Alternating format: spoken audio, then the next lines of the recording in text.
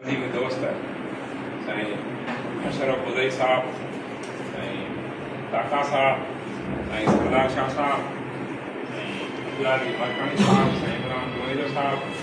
साईं उलड़ साहब, साईं फराज साकी साहब, साईं फजल मोहम्मद करोड़ो साहब, साईं जोधा खान साहब, साईं शाह साहब ऐं जेके बि दोस्त वेठा आहिनि सभिनी दोस्तनि खे मुंहिंजो सलाम। सभ खां अॻु में त मां थोरो क्लियर कंदो हलां त अॼोकी जेके असांजे इजलास में जेके तंज़ीमूं पहुतियूं आहिनि, पहिरियों त असां वटि साईं सरदार शाह साहब रेवेन्यू सां डिपार्टमेंट सां साईं जो तालुक़ु आहे। साईं मोहम्मद अशरफ बुदई साहब साईं जो आपका इरीगेशन पूरे सिंध का साईं जो डिपार्टमेंट आपका जो जनरल सेक्रेटरी आहे उनजो तालुक़ु आहे। सिंध प्रोफेसर लेक्चरर्स एसोसिएशन जेका पहिरीं असां गॾिजाणी घुराईसीं, अॼु गॾिजाणी घुराईसीं असांजी केॾी मिज़मानी सां गॾिजाणी थी। साईं काका साहब गुलाम सवा काका साहब सिंध प्रोफेसर लेक्चरर सिंध जो जनरल सेक्रेटरी आहे। साईं अब्दुल हादी मरखानी साहब लतीफ़ लोकल गवर्नमेंट सिंध जो जनरल सेक्रेटरी, इमरान जोनेजो साहब मेहरान टीचर्स एसोसिएशन सिंध जो सदर आहे। साईं शेख साहब साईं दस्ता सिंध जी नुमाइंदगी करे पियो। ऐं साईं उलड़ साहब सिंध प्रोफेसर लेक्चरर्स एसोसिएशन साईं इसरार शाह जो नुमाइंदगी करे पियो। साईं सिंध जो सीनियर वाइस प्रेसिडेंट आहे। साईं फराज अहमद साकी साहब लोअर स्टाफ सिंध जो साईं सदर आहे। साईं निसार अहमद साहब साईं चाचड़ ग्रुप जी जेको आहे सो नुमाइंदगी करे पियो। चाचड़ साहब जी तबियत सही नहीं, वीडियो भी पहले मोकिलियो पंहिंजे अस्पताल में दाख़िल। ऐं साईं असद दुरानी साहब जा बि दोस्त आया आहिनि, भई उनजी नुमाइंदगी कनि पिया। ऐं असां वटि गिरेवा जा जेके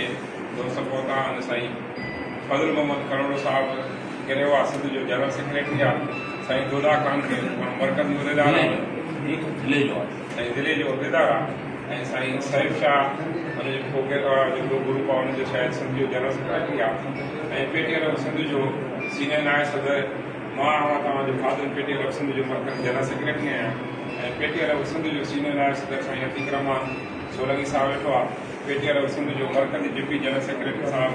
ऐं शोकत लगारी साहब वेठो आहे। ऐं असांजी अॼु बि पेटीएल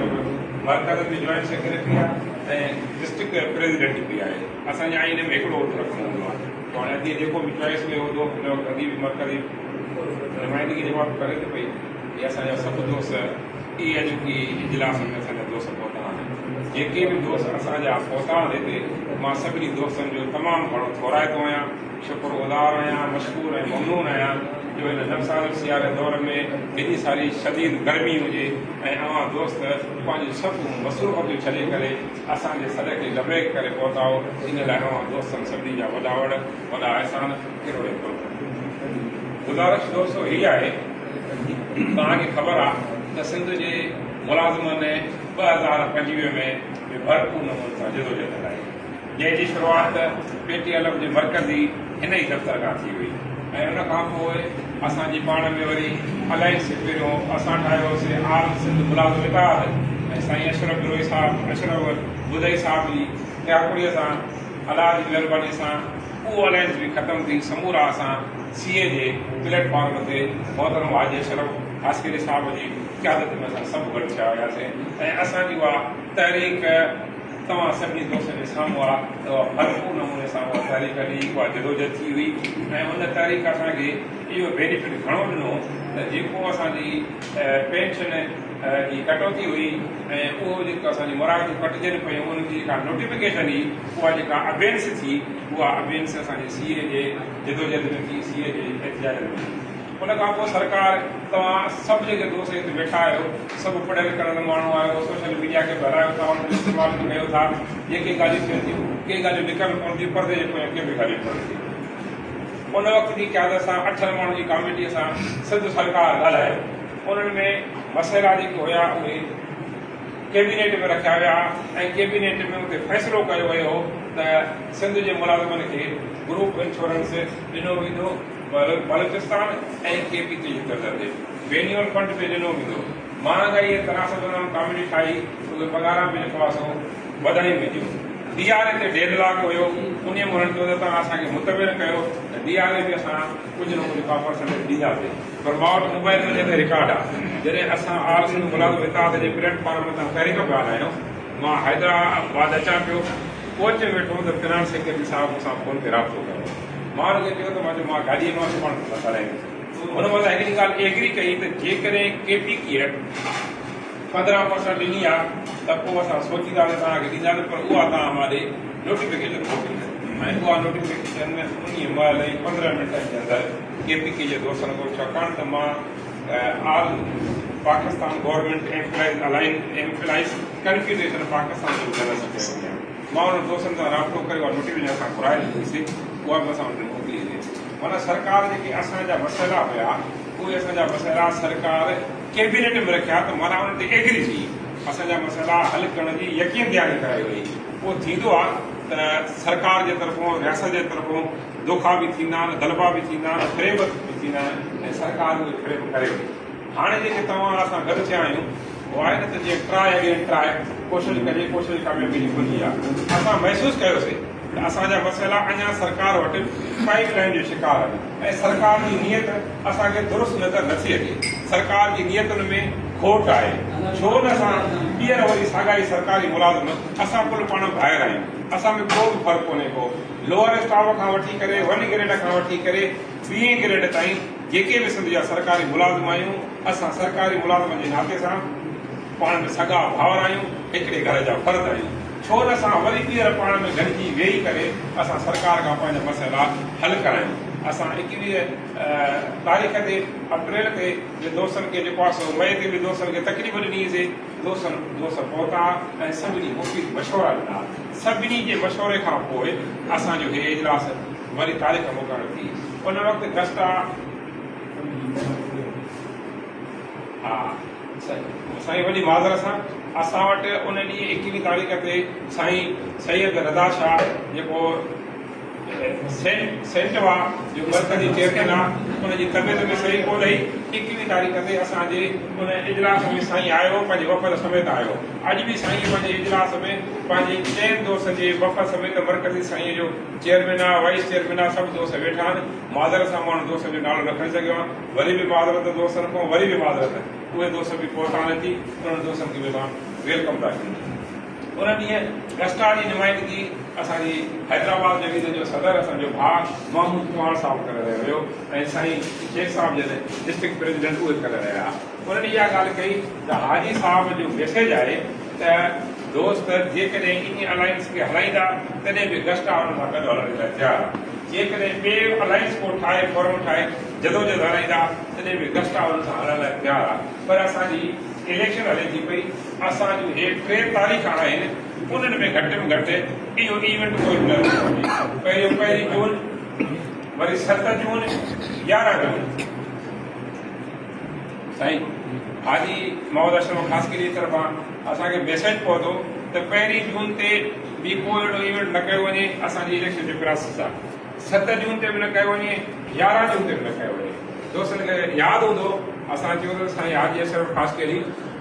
गस्टा सिंध जो सदर आहे असांजी बिरादर कंदी आहे उन सां गॾोगॾु उहो असांजो वॾो भाउ आहे असांजो साईं आहे उनजी तजवीज़ न पर उन जो हुकुम असांजे अखियुनि ते असां इन्हनि 3 तारीख़नि खे पोइ करे गॾियल मुशावरत सां अॼोको असां इजलास घुरायोसीं उन खां अॻु में आपका सिंध जे तरफ़ां साईं बुज़ई साहब वारनि जे तरफ़ां 10 तारीख़ ते एहतजाज जो ऐलान कयो वियो पंपलेट बि छापाया विया पंपलेट छापण जो मक़सदु त माना दोस्त फील्ड में लही चुका पंहिंजी महिनत में लही चुका पंहिंजे तरफ़ में अची चुका 10 तारीख़ माना डेडलाइन ॾेई छॾी जंहिंजी सरकार खे बि ख़बर पइजी वई पर साईं बुज़ई साहिबु फिराकरी जो मुज़ाहिरो कंदे मूंसां जॾहिं फ़ोन ते साईं जी ॻाल्हि थी त बुज़ई साहिबु फिराकरी जो मुज़ाहिरो कंदे चयो त अॼोकी जेका दोस्तनि जी बैठक थी आहे असां पंहिंजी तारीख़ जो घटि वधि करण जो अॻिते वधी करण जो अख़्तियार बि अॼोके दोस्तनि जी बैठक आहे ऐं सभिनी दोस्तनि साईं सां राब्तो करे उन 10 तारीख़ खे पोइ करे 8 तारीख़ खे एहतजाज जो प्रोग्राम जोड़ियो वियो असांजे हलंदड़ इजलास में यूनिवर्सिटी मुलाज़िम एसोसिएशन जो अॻुवाण असांजो कामरेड दोस्त साईं मोहम्मद अली गंगो साहिब पहुची चुको आहे असां हुनखे वेलकम था कयूं अॼोके इजलास जो मक़सदु इहो त असां वरी 8 तारीख़ जे एहतजाज खे वधीक कामयाब करण जे लाइ वरी वधीक मशवरनि जे लाइ पंहिंजे महबूबनि खे हिकु दफ़ो ॿीहर तकलीफ़ ॾींदासीं। असां जेका तव्हांखे तकलीफ़ ॾिनी आहे त हाणे 8 तारीख़ वारे एहतजाज खे कहिड़े नमूने सां कामयाब करण जो लाइ अमल जोड़िजे, इन लाइ असां तव्हां दोस्तनि खे तकलीफ़ ॾिनी आहे। मूंखे उमेदु आहे, मूंखे यकीन आहे त तव्हां सभु दोस्त सीनियर दोस्त आहियो, भला भला ज़हन आहियो, भलियूं भलियूं ॻाल्हियूं कंदो, भला भला मशवरा ॾींदो ऐं मुफ़ीद मशवरा ॾेई का राह एॾी हमवार थींदी जो असां 8 तारीख़ ते इंशा अल्लाह ताला जॾहिं कराची हलंदासीं मुलाज़िमनि जे गॾियल मुफ़ादनि जे लाइ त असां बहितरीन ताक़त जो हुते मुज़ाहिरो कंदासीं ऐं फौलादी जवाब बणिजी हलंदासीं। इन लाइ मां हाणे गुज़ारिश कंदुसि, इहे जेके असांजा रोज़ दोस्त वेठा आहिनि, हिक हिक दोस्त खे त पंहिंजो मुख़्तसिर ऐं मशवरनि ते मुश्तमिल पंहिंजो जेको आहे ख़्यालनि जो इज़हार कनि ऐं हर हिकु दोस्त पंहिंजो नालो खणी जेको ख़िताब करे हिकु तंज़ीम मां हिकिड़ो दोस्त ॻाल्हाए। हाणे जीअं पेटीअरफ आहे, पेटीअरफ मां वॾो ख़ादम आहे, जेकॾहिं असांजे कंहिं ॿिए दोस्त खे ॻाल्हाइण जी इजाज़त ॾींदो त बि तव्हांजो ख़्याल आहे, न ॾींदो त बि तव्हांजो ख़्याल आहे। पेटीअरफ में बि हिकिड़ो दोस्त ॻाल्हाईंदो, गस्टामो में हिकिड़ो दोस्त ॻाल्हाईंदो, आपका में बि हिकिड़ो दोस्त ॻाल्हाईंदो, लोअर स्टाफ में हिकिड़ो दोस्त ॻाल्हाईंदो, एसपीएल में बि हिकिड़ो दोस्त ॻाल्हाए, इन सां गिरेवा में बि हिकिड़ो दोस्त ॻाल्हाए ऐं ससपा में बि हिकिड़ो दोस्त ॻाल्हाए। इहा मुंहिंजी तजवीज़ आहे, पर जेकॾहिं हाउस इजाज़त ॾिए थो त सभु दोस्त खुली करे ॻाल्हाइनि तॾहिं बि असांखे को बि एतिराज़ न हूंदो। साईं अॻिते वधाए थी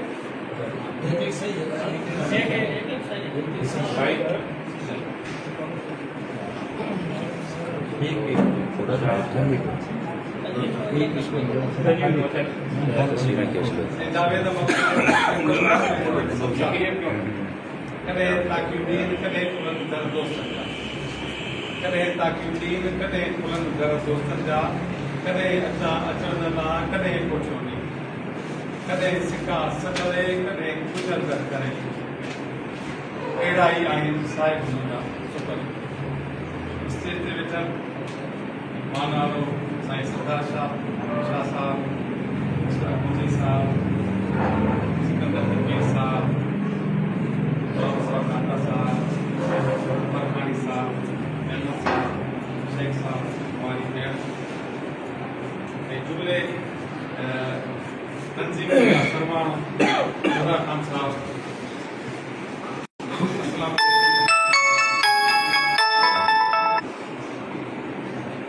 गुजर दफ़े सीधी दफ़ा सब सारे तरफ़ा असांजी नुमाइंदगी रही बीते घंटा आंसू के सिखाइण ताईं असीं मौजूदु रहियासीं दोस्तनि सां खुले में मिलाए असां हुते गॾु रहियासीं। कंहिं बि तंज़ीम में हुजे, घर हुजे, ऑर्गेनाइजेशन हुजे या इदारो हुजे, उनखे हलाइण जे लाइ 4 C's जेके स्किल्स उहो 4 C's स्किल्स कहिड़ियूं आहिनि? उहो आहे communication, collaboration, critical thinking. 4 C's skills असांजो उन प्रीवियस जेके असांजी जेका स्ट्रगल रही उन में असां काल का इहा स्किल असां मिस थियल आहे, जंहिंजे करे असां उहा अचीवमेंट न करे सघियासीं। पर पोइ सिकंदर साहिब हिते में ॿुधायो त असांजी का अचीवमेंट थी आहे ऐं उनजो मक़सदु इहो न आहे जेकॾहिं अचीवमेंट नथी थिए त माण्हू माफ़ करे ख़ामोश थी वेही रहे, पर जुस्तजू जेको आहे ज़रूरी आहे। गुज़र जेको सो जेका असांजी पूरो सेशन हो सेकेंड्रेड ताईं उनमें असीं गॾु हुयासीं, पर जॾहिं ॻाल्हियुनि जो जंहिं सिलसिलो जारी थियो असांखे सभसा खे पोइते रखियो। असां सभसा जी नुमाइंदगी कोन इलाक़ में, असांजी नुमाइंदगी खे असांखे कोन कयो, असां उन इलाक़ में न हुया ऐं असीं हींअर त तव्हां सां पूरो खोले मिलाए हलो ऐं असांजा जेके उस्तादनि जा ऐं असांजे मुलाज़िमनि जा जेके जाइज़ उनजे लाइ असां कोशिशि कयूं ऐं असीं खां मां वेही रहंदासीं ऐं जेको तव्हां चार्जर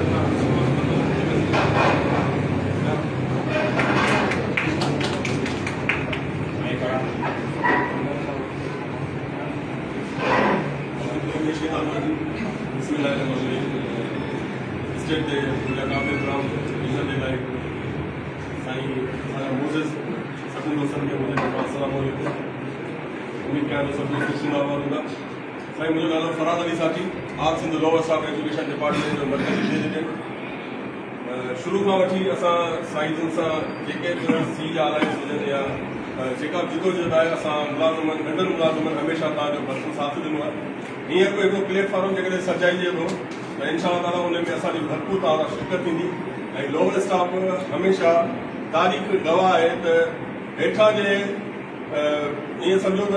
तहरीक खां वठी मथी तहरीक ताईं तव्हां सां बाबेली थी रहियो आहे। पर हिकिड़ी ॻाल्हि में ज़रूरु कंदुसि त हीउ हिकिड़ो गॾियल अलायंस आहे, इन में असांजो हिकिड़ो इशू बिल्कुलु रखियो वञे जेको असांजे मुलाज़िमनि खे हिकु ग्रेड या मुलाज़िम आहियूं ऐं हिकु ग्रेड में जेको आहे असां रिटायरमेंट था।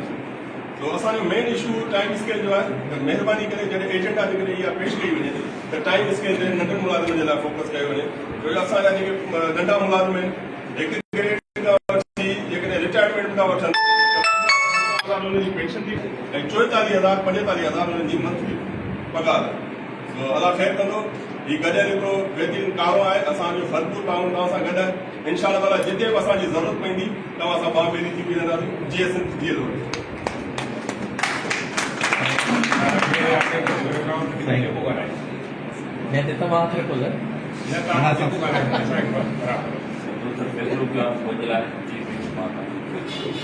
सदायती सबका उठन पासे का तेही तेही जात दी जंगल नाही दूसरे हले सा जाती जब वो सब अंदर दे जब पढ़ते इधर जति साहब हमारे पुराने साथी चलो जिगर जान उदय साहब काका साहब साईं सरदार शाह साहब कुछ ज्यादातर कुछ अणच ज्यादातर नवा चेहरा दादो साहब के सभी भले उड़े खां तयार थिया सभिनी खे सुठो हाणे असां रिटायर कोला कल्ह आंसर जेके तव्हां अॼु उठाई आंसर सां सुभाणे तव्हांखे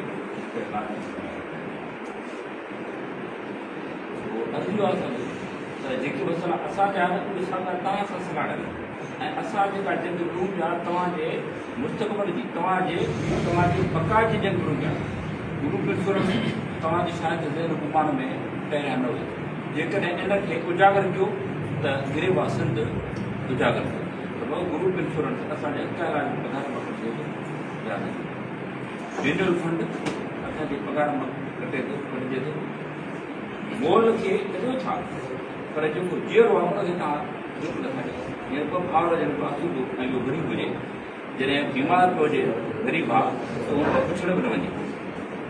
जंहिं महिल मरी थो वञे त अमीर भाउ पंहिंजो गॾु खे ॾेखारण जे लाइ त मुंहिंजो भाउ पोइ रुडगियूं ॾेई रहंदो पियो आहे ॾाढी बि कंदो आहे ख़ैर ख़ैरात बि कंदो आहे दुनिया खे ॾेखारण जे लाइ। हुकूमत उहा ई कढे थी जेको गोल माण्हू आहे उनखे ॾियनि था पर जेको जीअरो आहे उनजो छा असांजूं औरतूं गुरुजारूं जेकॾहिं 20,000 मिलनि था 3,000 10,000 10,000 ऐं 10,000 ऐं ॿियो पघार ऐं पेंशन जो तनाज़ुर वरी 2018 खां अॻ में हिकु अंग्रेज़ जे दौर खां वठी 2018 खां पोइ जीअं इमरान ख़ान आयो उन पहिरियों अचण शर्त पेंशन खे उन कटायो चए त हीअ गैर ज़रूरी आहे। जेके रिटायर मुलाज़िम आहिनि उहे मुद्दे ख़ारिज आहिनि ऐं गैर ज़रूरी शायदि उनखे फी बाबति न हुई या असांजा जेके सिंध जा हुकुमरान हुकुमरान उनखे शायदि पंहिंजा वालदेन न आहिनि पाण आसमान खां पैदा थियल आहिनि। उन करे असां तव्हांखे इहा अपील कयूं था असांजा हीउ अहम इशू आहे। ॿिया बि इशू जेके तव्हां सां सलाह ॾियनि असांजी औलाद तव्हां सां गॾु नौकरी में आहे उन्हनि जी असांखे तव्हां बि उन्हनि जी तव्हां सां असां हर बोर्ड ते हर ॻाल्हि में पर शर्त इहो असांजो ज़रूरु आहे असांखे हमेशह नज़रअंदाज़ कयो लिहाज़ा असांखे नज़रअंदाज़ ॾिठो वञे असांखे घर वारी कमेटी में लाज़मी शामिलु कयो वञे जिते बाहि भरे उहा जाइज़ रहे जिते बाहि भरे उहा जाइज़ रहे जेको रिटायर मुलाज़िम आहे जेको उनखे अज़त वठनि पियूं या जेको ईद रसूल आहे ईद रसूल जेके महाद खड़ा थियनि पिया उनजे लाइ तव्हांखे जेको ॾिए थो सुभाणे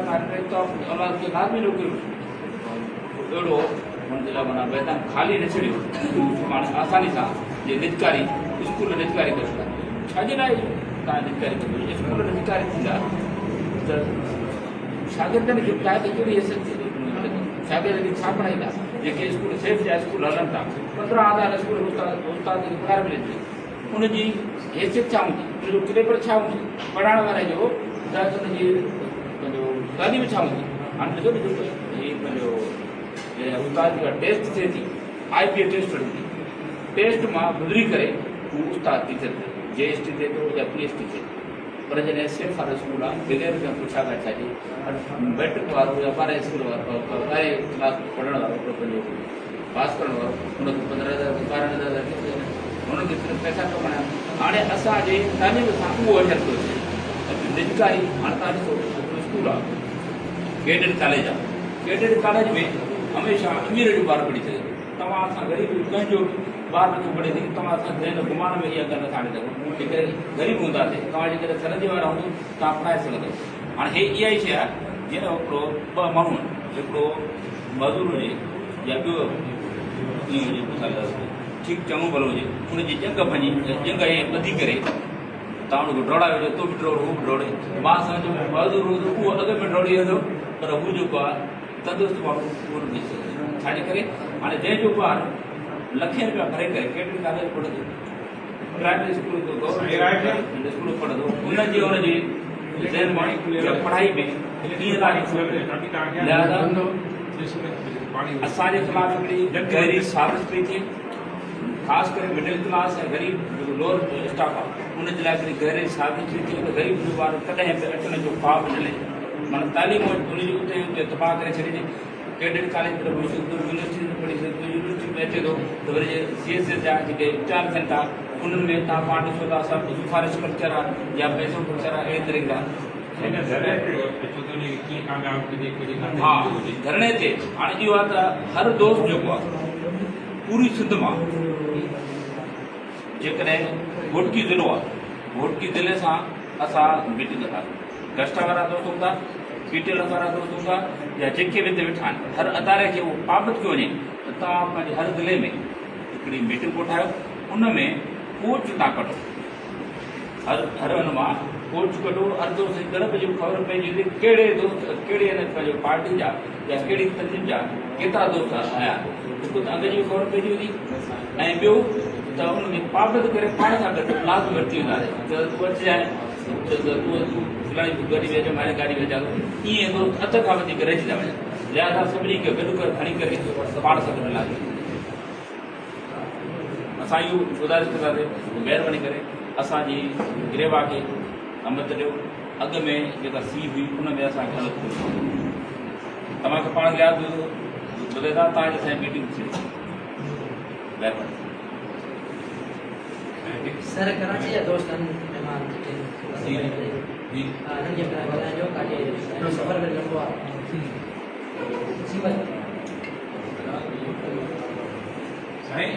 आप बात करें लेकिन आपको जाने नहीं देंगे आज इस वजह से कि आज कोई फैसला होगा और आपकी जो ऑर्गेनाइजेशन है आपके ऑर्गेनाइजेशन को लाएअमल जोड़ना होगा उसको पाबंद करना होगा इधर कोई फैसला होगा बड़ा इजलास नहीं होगा इंशाअल्लाह ताला एक फैसला करेंगे सही इसीलिए आप बिलाशक बात करें जाना नहीं है ताफ करो आगे बात करें चेयरमैन मैं आपके तमाम मुतालबात से मुतफिक हूँ और ये अच्छा भाई की हम मेज़बानी कर चुके हैं उनके कॉलेज के अंदर आपका सारा प्रोग्राम हम अपने पास अरेंज कर चुके हैं इससे और उस टाइम भी हमारा एक मुतालबा होता था कि कॉलेजेस में डिपार्टी असिस्टेंट की अपग्रेडिंग का मुतालबा था एक ही मुतालबा था और वो मुतालबा आज भी हम वो रिव्यू कर रहे हैं आपसे कि ये हमारा मुतालबा शामिल किया है। दूसरी बात यह है कि भाई ने अभी बात की कि ए ग्रेड में अपॉइंट होता है ए ग्रेड में रिटायर होता है। अब ऐसा नहीं है इसने कि इसका वजह ये काम कर दिया हमारे कॉलेजेस में ए ग्रेड वाला स्वीपर भी 11 ग्रेड में हुआ है, अभी कराया है। 2 साल के अंदर अंदर तकरीबन 600 जूनियर क्लर्क हुए हैं और वो सिर्फ हमने कराया, इसलिए कि उसके लॉस मौजूद है लेकिन किसी ने पढ़ने की कोशिश नहीं की है। 30% आपका कोटा बनता है, 70% जूनियर क्लर्क अगर ऑपरेट हो रहा है, 100 सीटें हैं तो उसमें 30% ए ग्रेड वाले का हक है, उसको जूनियर क्लर्क उसका एक टेस्ट है, वो मेरिट पे करे, कोई इशू नहीं बस, लेकिन सीनियरिटी का दोस्त है। इसके अलावा ये इतना बड़ा मसला नहीं है, आप ये जो लॉज है इसके आप हमसे बोलेंगे हम प्रोवाइड कर देंगे स्कूल वालों को, वो मौजूद है। उसके लिए सिर्फ गवर्नमेंट एक ही है, एजुकेशन एक ही है, बस स्कूल और कॉलेज में थोड़े से फर्क है। उसमें फर्क ये है कि इसमें 4 टायर चल रहा है, उसमें प्रमोशन चल रहा है, लेकिन इसके अंदर अगर आप कोशिश करें तो ए ग्रेड वाला भी 11 ग्रेड में इजीली आ सकता है, कोई ऐसा मसला नहीं है, वो जूनियर क्लर्क बन सकता है। अच्छा, ए ग्रेड की बात इसलिए कर रहा हूँ क्योंकि ये महरूमी वाला तबका है,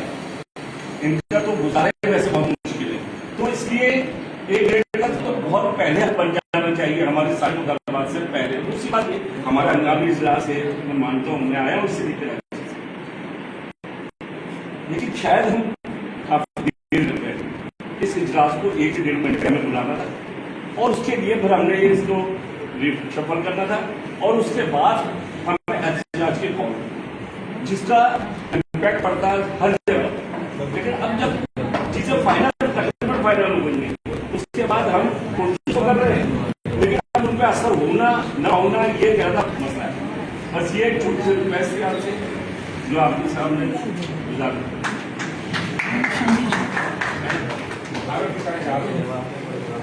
मुझे भी सभी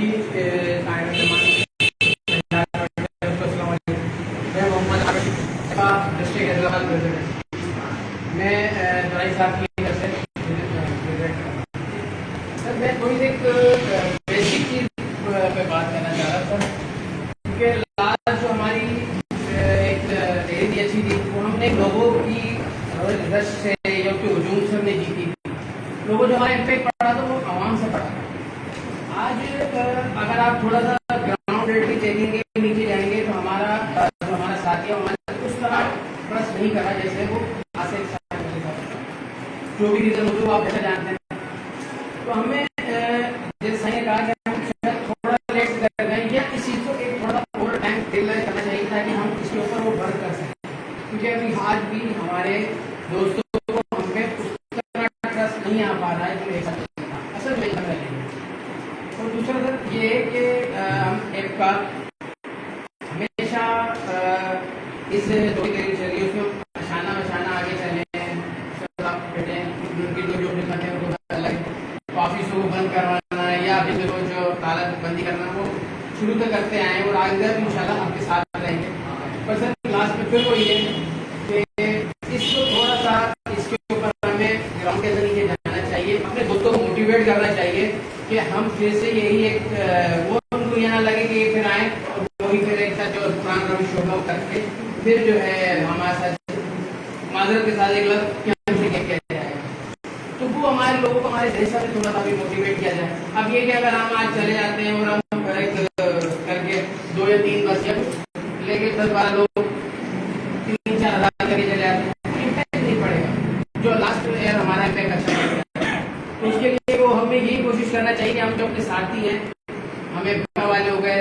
ये पेटेंट वाले हो गए और ये एसएस वाले हो गए, कैसा हो गया, हम अपने आप को लोगों को फिर से दोबारा से मोटिवेट करें और उनको इस तरह से कायल करें कि यार हमारा काम नहीं हुआ है, वो कंटिन्यू है, पाइपलाइन है, ये वाई के उस पर थोड़ा सा होल्ड हो गया है, पर हम उसको दोबारा से रिन्यू करना चाहिए। कोशिश ये कि जो पुरानी करेगा सर हम उसको मुकम्मल कर लें, जो बेनिफिट फंड था, पेंशन का इशू था और जो दीगर इशू हमने रखे थे DRA का, तब इसके ऊपर हम क्योंकि करेंगे मेहनत तो शायद बेहतर है हमारे इसके लिए आने वाले से जो हम बना रहे हैं जिसके बैठे।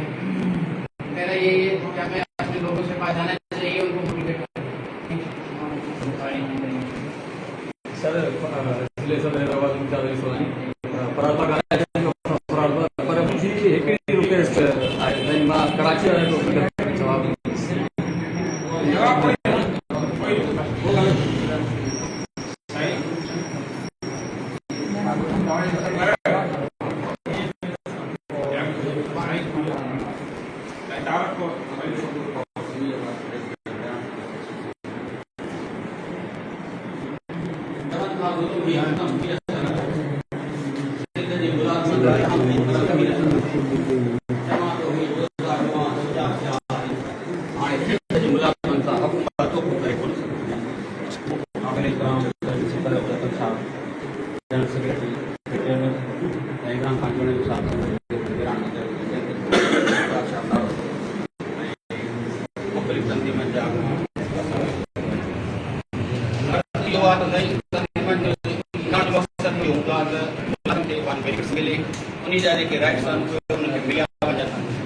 पर थिए ईअं थो या त असांजो जेको मुलाज़िम आहे मायूसी जो शिकार थियल आहे पर मां चवंदुसि त मायूसी कुफुर आहे मायूसी कुफुर आहे ऐं मुलाज़िम वाज करे थो आया हिकिड़ा दोस्त हाणे असांखे अॻुवाणी करनि था जेकॾहिं असीं जो प्लेटफॉर्म कयो दिन जूं सभई तनज़ीमां हिकिड़े प्लेटफॉर्म ते गॾु थियूं त असां को वॾे में वॾो बेनिफिट्स जेको असां पेंशन वारी कट हुई उहा असांखे जेको आहे मुअतल कयो वियो अॻियों जेको आहे नओं वठी पियो उन ते तक़रीबन सिंध के हज़ारे मुलाज़िमनि खे बेनिफिट्स मिलिया जेकॾहिं इहो मुअतल न थिए हा त शायदि असांजो अॼु मुलाज़िम जी अॼु 60 साल एज हुई उनखे वॾो नुक़सानु थो थिए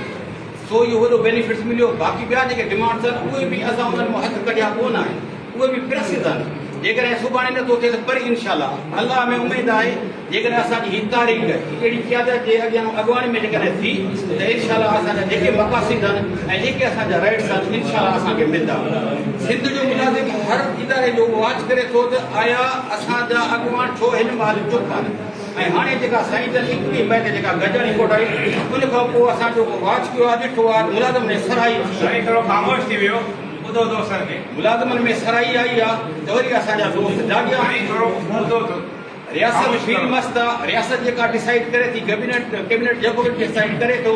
त उन लाइ हिकिड़ो असां जेके आहियूं असां उन्हनि जे मातहत हूं असां ज़रूरु उन्हनि खे टाइम पीरियड ॾींदासीं हुननि जूं जेके आहिनि मजबूरियूं जंहिंजे करे असां मुलाज़िमनि खे जेको आहे सो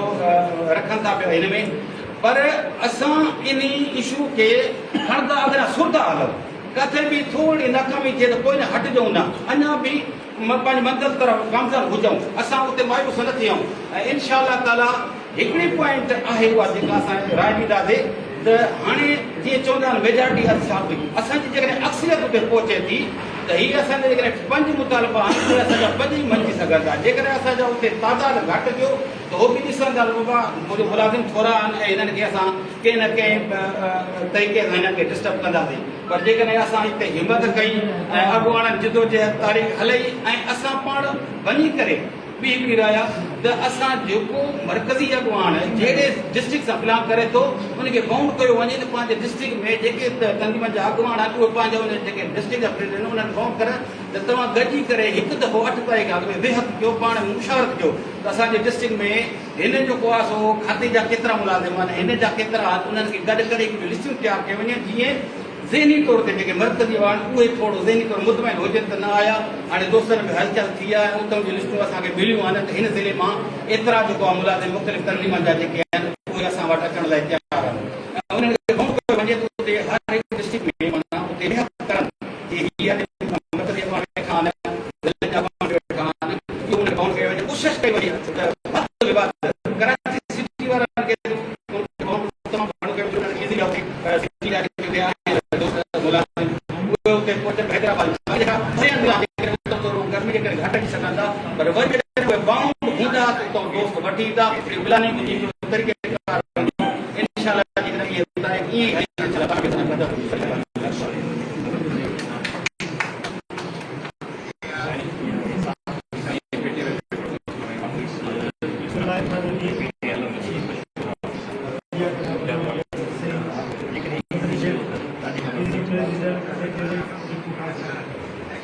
सभिनी खां पहिरीं तमामु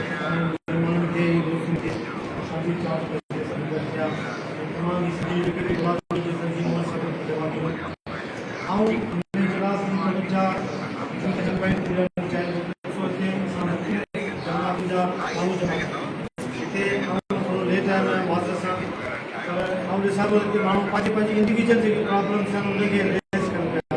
जेके मेडिकल में थोरो था माण्हू एड्रेस करे हीअ गर्मीअ जे टाइम में असां जेको गुजरात में जेकी अहमियत आहे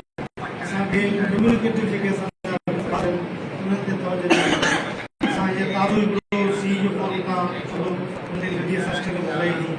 जेको ख़ासि में असां पूरे डिवीज़न में असां हिकु वॾो इतिहास कयोसीं जेको असांखे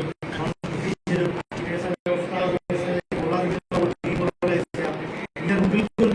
जेको आहे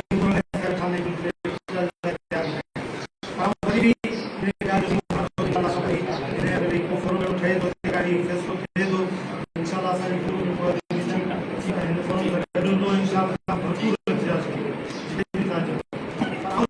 जेके इशूज़ आहिनि उहे सॼा इज्तमाही इशूज़ हुजनि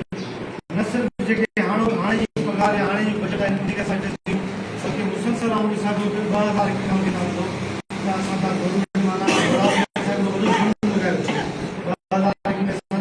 एकेडमिक जेके इंक्रीमेंट थी विया असांजा क्वालिफिकेशन जा जेके इंक्रीमेंट उहो ख़तमु थी विया सिलेक्शन ग्रेड उहो ख़तमु थी विया उन खां पोइ 2022 में ताज़ो तव्हां जोड़ो त पे रिवाइज़ी असां मुलाज़िमिन जो हमेशह मुतालबो रहंदो आहे त पे रिवाइज़ थींदे जे पोइ खणी पघार न वधे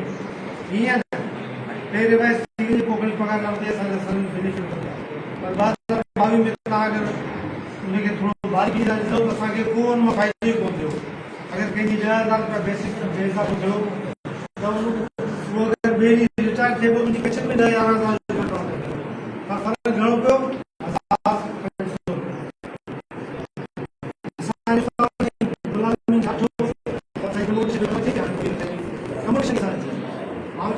communication is a type of loan communication जेको लोन आहे उहो तव्हां जेतिरो खणंदो ओतिरो तव्हां अॼु असांखे अगरि 25 लख मिलनि था उन जी जॻह ते असां 1 करोड़ 30 लख रुपया भरूं था ऐं अगरि उन जी जॻह ते 25 लख मिलंदा त असां 2 करोड़ कलेक्शन जो लोन आहे असांखे जेको बेनिफिट मिलणु खपे उहो हुजे पेंशन जो बेनिफिट असांजी रिवाइज़ थी आहे असांजी पेंशन में 10,000 जो हिसाब थियो आहे डेफिनेटली असांजी पेंशन में 10,000 105% जेके असांजा पेंशन जा हुआ 2022 में उनखे ख़तमु करे 3.5% ऐं सभिनी खे ख़बर हूंदी इन सां असांजी पेंशन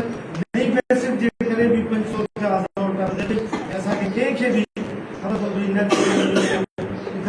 न की उन ते को इंतज़ार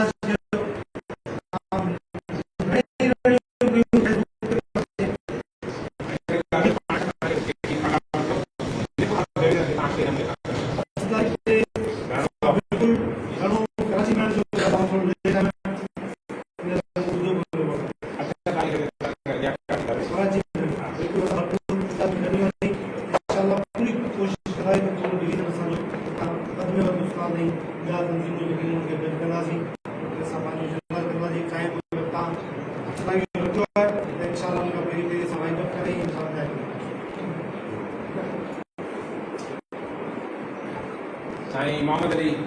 गांगुरो साहब मेहरबानी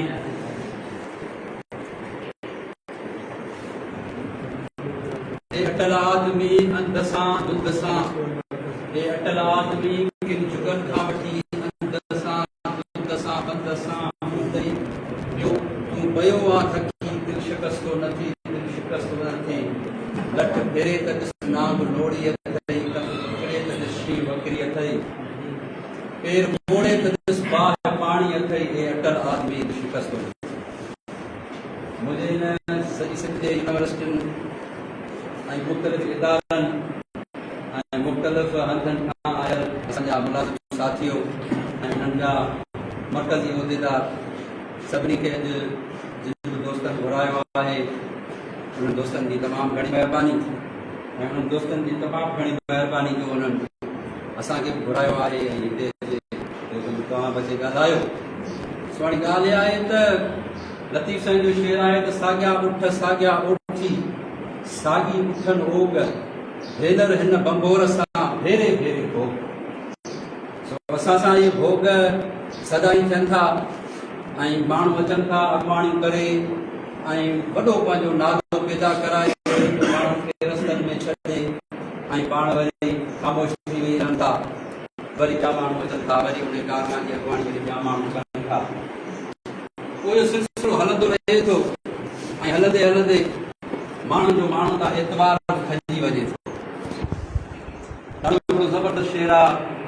असांजो सरदार अली शाह जेको तालीम जो वज़ीर बि हुयो त मूं दुनिया में अक्सर आहे ॾिसो ॾिठो यार विकामी वेंदो आहे, ॿियो त ठहियो पर पैसनि ते प्यार विकामी वेंदो आहे। मिस्कीन खे कहिड़ी ॾिजे मयार, ग़रीब खे कहिड़ो ॾिजे थो, त क़ौम जो कहिड़ो हाल थींदो जंहिंजो सरदार कामी वेंदो आहे। ॿियो हर कंदा एतबार खजी ऐं तंहिं कहिड़ा कहिड़ा नाम खणा संसार विकामी वेंदो आहे। सो हाणे इहो कमु हले पिए थो, पर तंहिं हूंदे बि इहे सभु असांखे का आस ऐं का उमेद ऐं का जुस्तजू खणी आया आहियूं त मन जा भला वरी बि को न को सुठो कमु थी पवे ऐं असांजे उन मुलाज़िमनि जो जेके मुलाज़िम वीचारा तमामु घणा परेशान आहिनि ऐं जिन खे जाइज़ हक़ पंहिंजा नथा मिलनि, पोइ उहे असांजे ॿियनि सूबनि में जेके मिलनि था, असांजो DRA अलाउंस हुजे, असांजा मैन्युअल फंड हुजनि, असांजी फ़ौती कोटा हुजे, असांजी रिटायर कोटा हुजे या ॿिए सभु शयूं हुजनि, त इहे हिकिड़ियूं असांजूं यूनिफॉर्म शयूं आहिनि ऐं सभिनी जा हिकिड़ा गॾियल मामला आहिनि।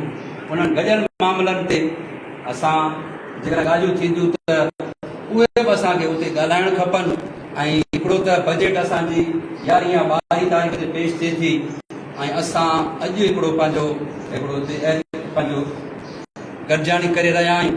इहा जेकॾहिं महीनो ॾेढ अॻ में थी 21 तारीख़ ते असां उन में न अची सघियासीं, उन जे करे असांखे थोरो वक़्त खां अॻ में सुजाॻ थियणु खपे। तॾहिं त असांखे ख़बर आहे असांजी जेका हुकूमत आहे उहा ईअं असांखे पंहिंजा हक़ कॾहिं बि कोन ॾिना आहिनि ऐं सदाईं उन्हनि असांखे सटाए कुटाए ऐं मारे तंहिंखां पोइ असांखे ॾिना आहिनि।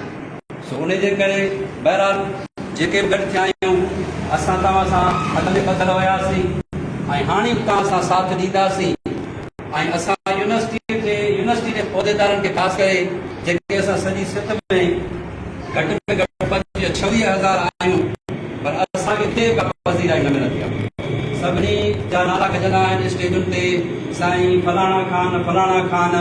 उन्हनि माण्हुनि खे माना स्टेजुनि ते घुराए वॾा मान ॾिना मिलंदा आहिनि जेके सॼी सिंध में 10,000 कोन्हनि 8,000 कोन्हनि।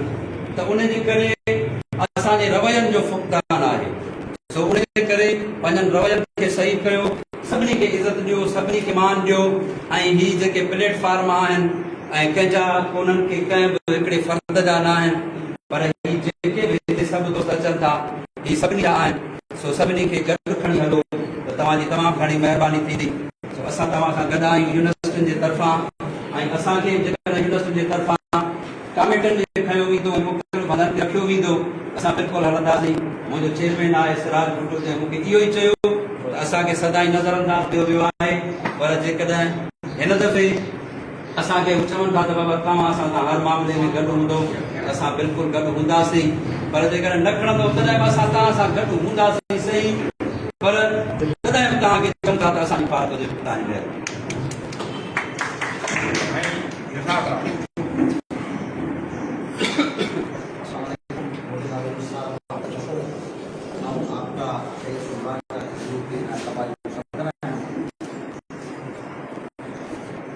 मीटिंग में ये फैसलो होता है कि जेका मीटिंग आहे काल पे ईंदी मूंखे पंहिंजे सूबाई सदर जनाब अशरफ जाकर साहब तक मां हुकुम कयो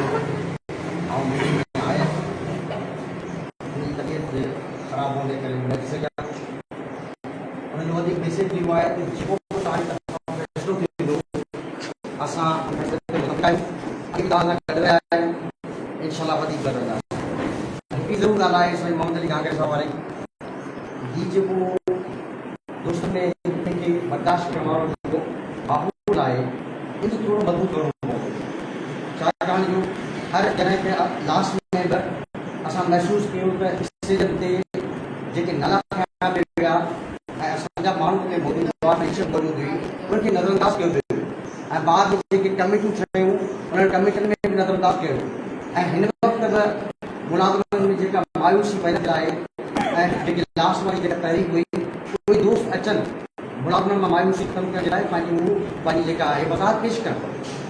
अॼनि मां या लिखण मां बहितर इहो आहे त पंहिंजी वज़ाहत पेश कनि ऐं असांजा वेठा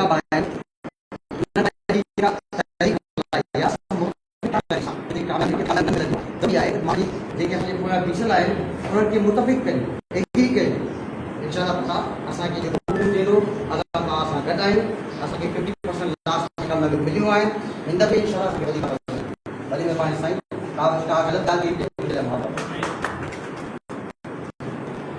तव्हां साईं तारीफ़ कयो कंदी भलाई कहिड़ो ॿुधायो कॾो आहे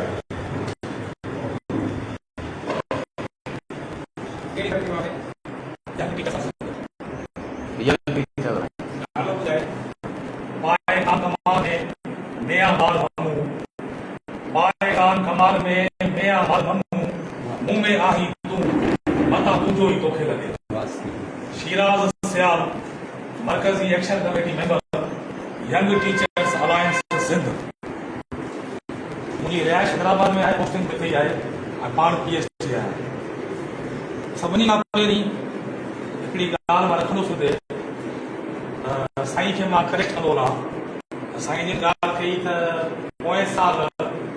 ATLF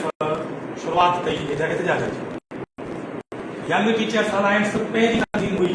पोएं साल 16 जून 2025 हैदराबाद में उन प्रोटेस्ट खे मां पाण लीड कयो पार्टीअ तरफ़ां जंहिंखां पोइ ॿियूं तंज़ीमूं थियूं ऐं एहतजाज जी ॻाल्हियूं ॾिनियूं उन खां अलावा असांजी मौजूद आहियूं त साईं माता साहब सभिनी तंज़ीमुनि जे अॻवान जा आला खणीमनि खे वेलकम कयो वियो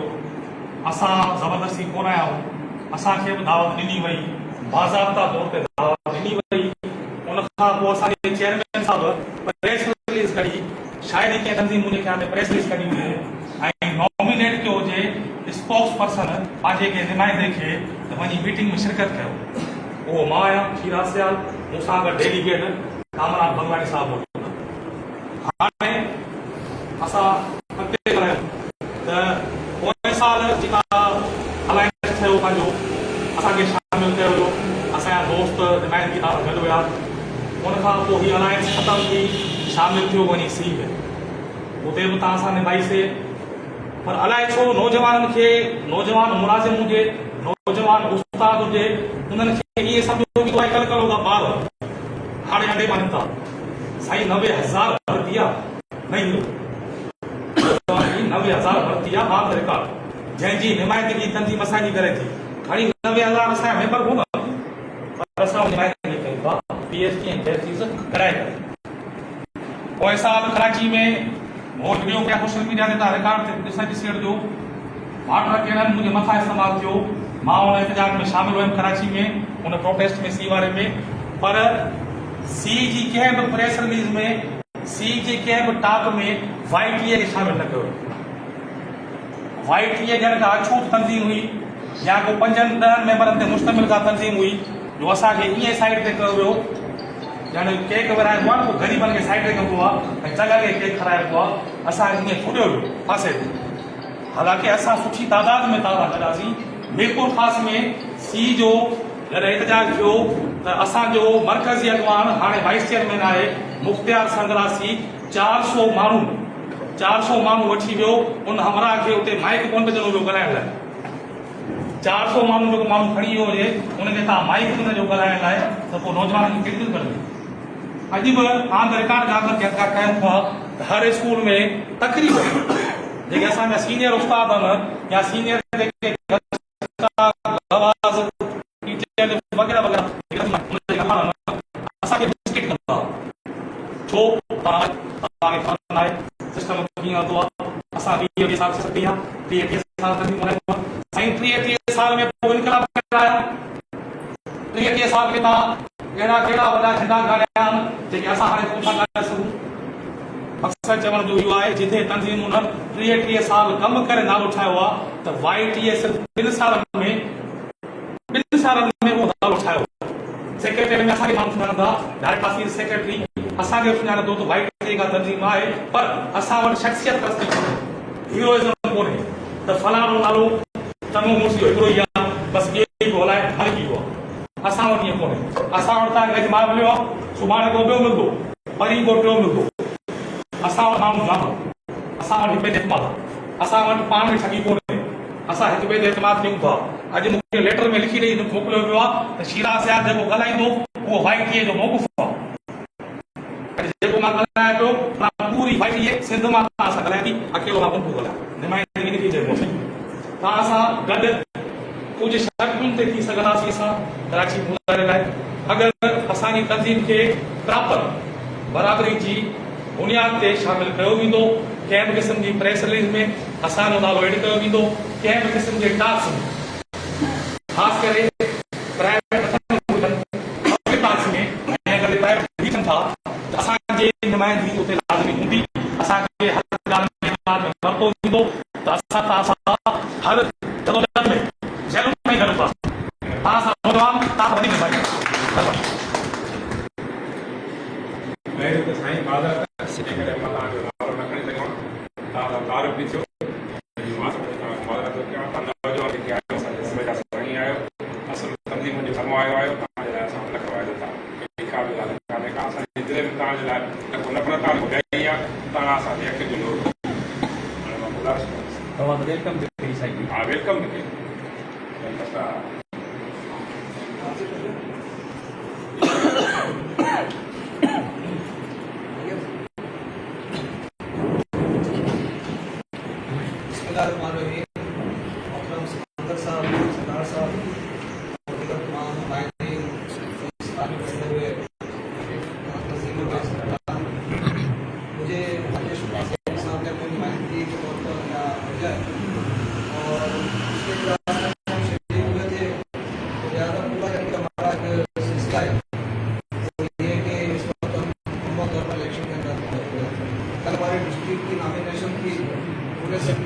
बहुत सारे यानी कि अजला मुकाबला कामयाब हुए और कई पोलिंग के साथ हुए। इसी तरह से फिर 11 तारीख को नॉमिनेशन है हमारी डिवीज़न की, और उसके बाद फिर डिवीज़न की भी यानी कि अगर मुकाबला हुआ तो आगे हो। इस सारे प्रोसेस में हमारी तवज्जो मुकम्मल तौर पर इंतखाबात को, लेकिन अली साहब ने यकीन दिया कि यहाँ के हाफिज़ हूँ और यहाँ के जो भी फैसले हैं, जो भी चीज़ें हैं, वो मैं उनका मनोवन पहुँचा दूँ और फाइनल फैसले और फाइनल यानी कि चीज़ों का अख्तियार अली साहब के पास मौजूद है। लेकिन इस असना में मैं एक बात और भी कहना चाहूँगा कि देखें, पिछले जो एक अजीम शान तहरीक चली,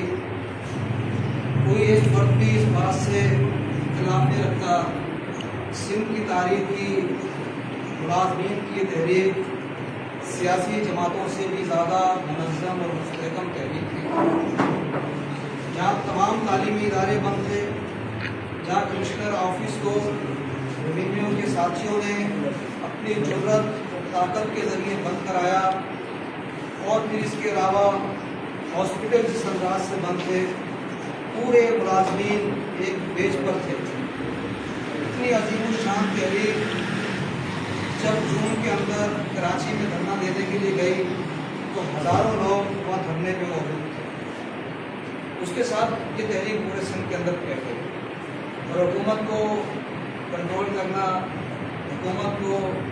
इस तहरीक को किसी कूजे में बंद करना इंतहाई मुश्किल होता चला गया। फिर दिल आखिर पीपल्स पार्टी ने मुदाखलत की, वज़ीर आला को मजबूर किया, बातचीत का आगाज़ हुआ। अलायंस ने जितनी भी तंजीमें और तहरीकें मौजूद थी, उन सब की मुशावरत के साथ मुकम्मल तौर पर यकसुई के साथ मुज़ाकरात के अंदर गए। मुज़ाकरात में जाने के बाद उस तहरीक को ख़त्म नहीं किया, बल्कि धरने को मुलतवी किया गया। मुतालबात को तस्लीम करने से तमाम चीज़ों को जोड़ा गया और तमाम चीज़ें मुतालबात के हवाले से मुसलसल पूरे सफाई हुई, मुकम्मल तौर पर उसमें उस तहरीक का हवाला और कामयाबियाँ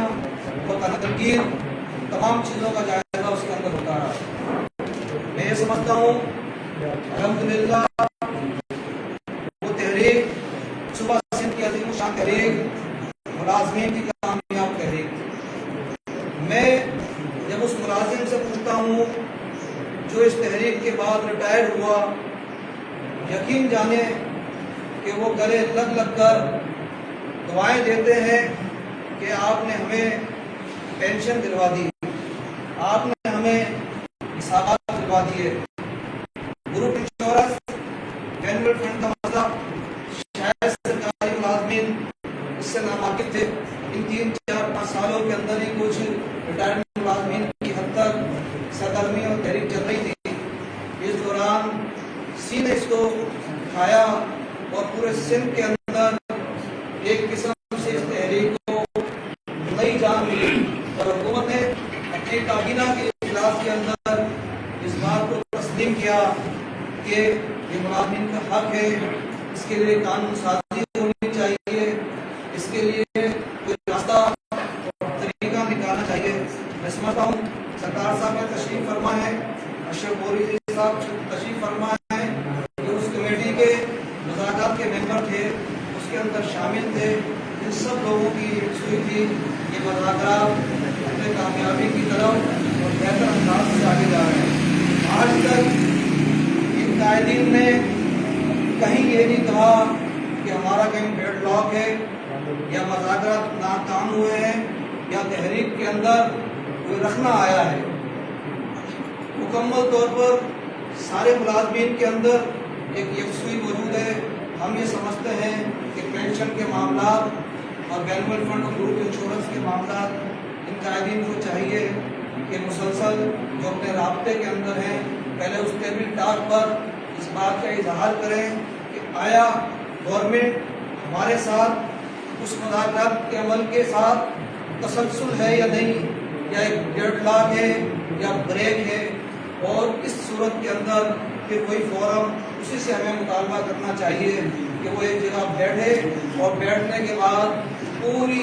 सरकारी मुलाजमीन को राय से और अपने अंदाज से आगाह करे कि साईं अब ये हुकूमत के साथ मसाइल हैं, और हुकूमत को भी कहे कि हमने पूरे 1 साल आपका इंतज़ार किया, अब इंतज़ार की घड़ियाँ ख़त्म हुई, हम लिहाजा अपनी तहरीक का आगाज़ कर रहे हैं। अगर ये अमल नहीं हुआ तो मैं समझता हूँ सिंध के तमाम वर्कर्स के अंदर जो यकसुई है इस बात की कि हमारे मुज़ाकरात कामयाब हैं, मामला आगे बढ़ रहे हैं, तो उस सूरत हाल के अंदर हम मज़ीद एक किस्म से लकीर खींचेंगे और लोग तस्लीम होंगे, और तस्लीम होने की सूरत में इतनी बड़ी तादाद और इतनी बड़ी हवा और इतनी बड़ी जुर्रत जो इस सरकारी मुलाजिम की हुकूमत सिंध के सामने है, हम उसको केस बुझाने के मुतरादिफ होंगे। पहले के इजलासों में बैठता था तो लोगों के चेहरे की चमक, आंखों की चमक की बताती थी कि इनकी आंखों के अंदर इंतकाम उभरा हुआ है कि हुकूमत का गिरबान छीन कर अपने हुकूक और मसाइल को हल करना चाहते हैं। लेकिन माजरत के साथ मैं ये कहूँ कि आज हम बहुत ठंडे ठंडे बैठकर यही बात कर रहे हैं, क्योंकि हम ये समझते हैं, मेरा अपनी ज़ाती राय भी है कि ये हम इस बात पे मैं यकसू हूँ कि हमारा फोरम नहीं है जिस पर हम ये बात करें कि कराची जैसे एक शहर के अंदर जाकर हम धरने दें और वहाँ पर यानी कि सूरत हाल को असर दो,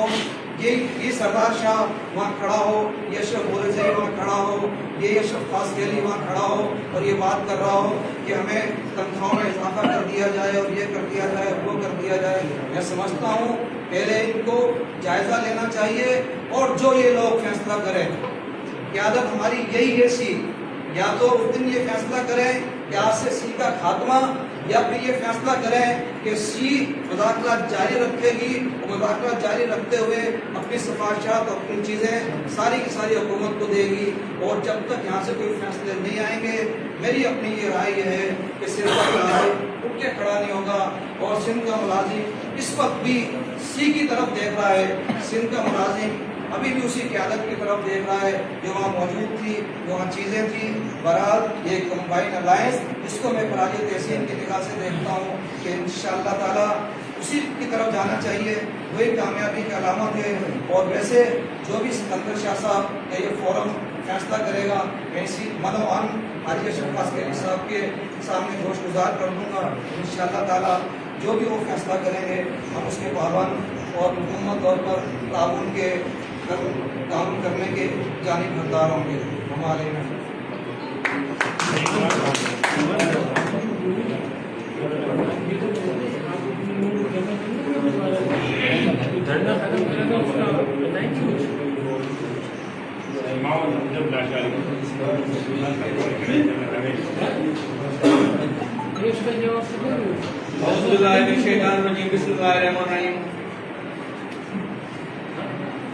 अमजद लाशारी मरकजी general secretary all employees association हिते आयल सभिनी दोस्तनि खे भाइरनि खे मुंहिंजे अदनि खे मुंहिंजी तरफ़ां अस्सलाम वालेकुम या अफवाह थी कि मेरी तबीयत खराब है, अफवाह थी कि मेरी तबीयत खराब है। लोगों ने पूछ पूछ के बीमार कर दिया, लोगों ने पूछ पूछ के बीमार कर दिया। 2 गज ही सही मेरी मिल्कियत तो है, 2 गज ही सही मेरी मिल्कियत है, ए मौत तुमने मुझे जमींदार बना दिया। आज यहाँ जमा होने के बाद मुझे अफसोस हो रहा है हमारी सोच पे, अपनी सोच पे माजरत के साथ कि हमने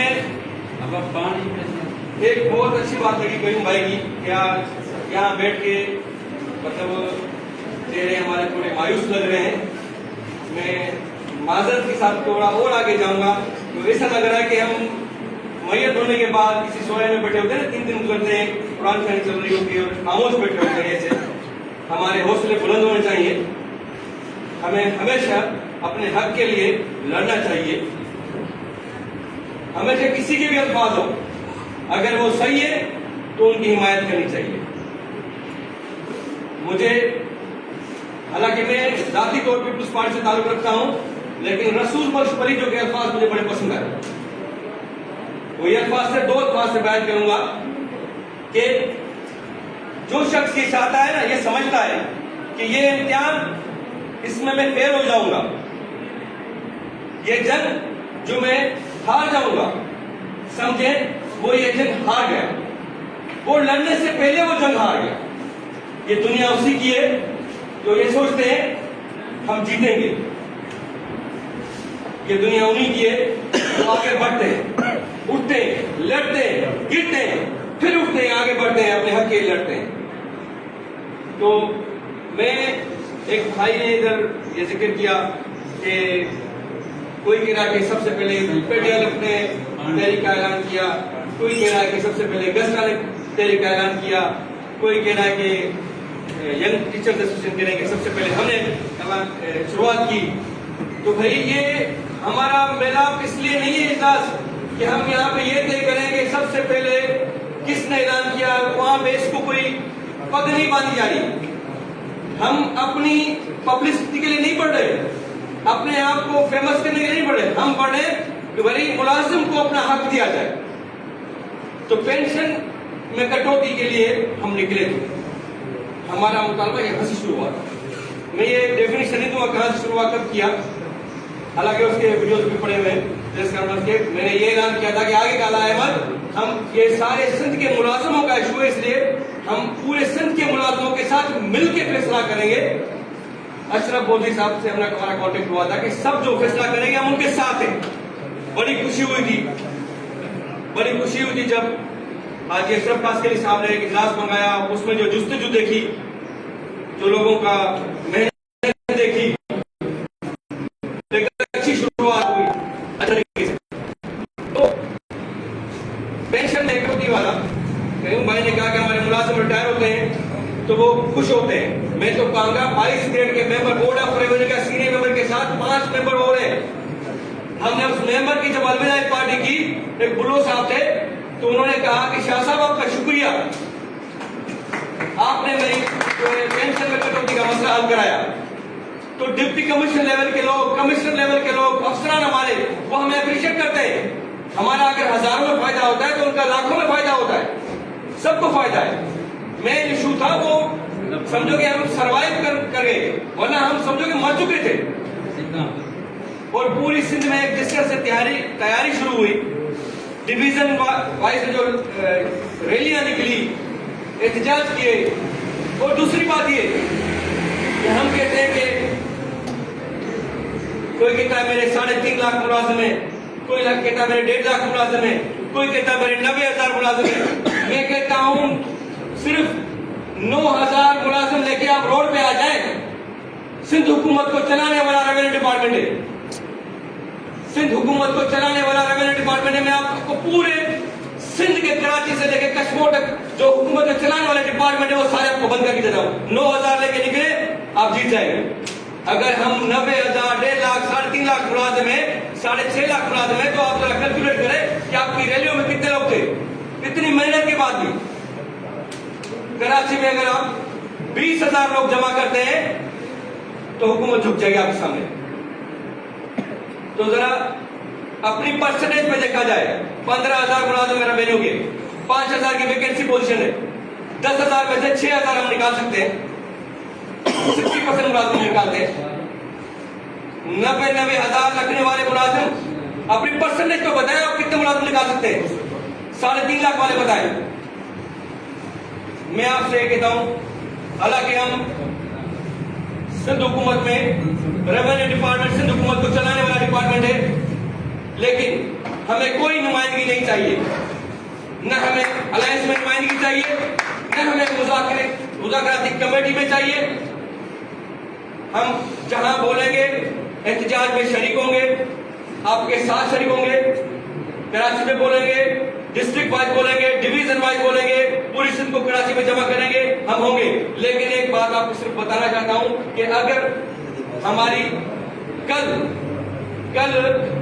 पीर का दिन था, हमारे जो सीनियर मेंबर बोर्ड ऑफ रवानी सैयद खालिद अजहर शाह के साथ सैयद सरदार अली शाह साहब जो हमारे सेंट्रल प्रेसिडेंट है, उन्होंने कल भी मुलाकात की है। कल उनसे कहा कि सही हमारे मसले अभी तक रुके हुए हैं, आप कन्वीनर मीटिंग करवाएं, बिठाएं दोबारा। हमारे जो पेंशन का आपका मसला हो गया, ठीक है पेंशन का मसला, लेकिन हमने लाख करोड़ रुपए दिए हैं, लेकिन वो हमारे अभी तक दूसरे इशू लटके हुए हैं। तो डीआरए भी उन्होंने क्लियर।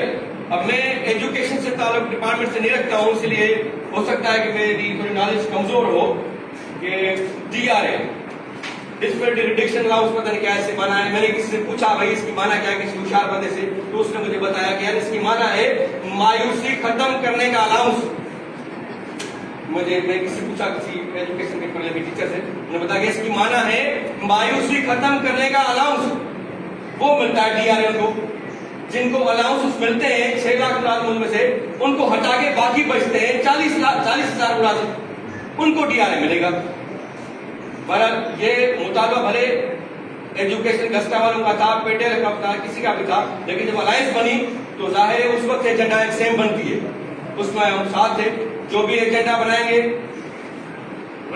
मुलाजिम जो सिंध के हैं उनके लिए कोई भी तंजीम आवाज उठाएगी, सिंध के किसी भी कोने से उठाएगी, सरकारी मुलाजिमों की बात करेगी, हम आल लेवल के प्लेटफॉर्म के उनके साथ हैं। न हमें कोई नुमाइंदगी चाहिए, न हमें मुज़ाकराती कमेटी में हिस्सा चाहिए, लेकिन अगर दूसरी कोई कमेटी बनाई जाएगी, शुरू से जीरो से शुरुआत करनी पड़ेगी। बेहतर यही है कि पहले जो हाजी अशरफ कासकली साहब है,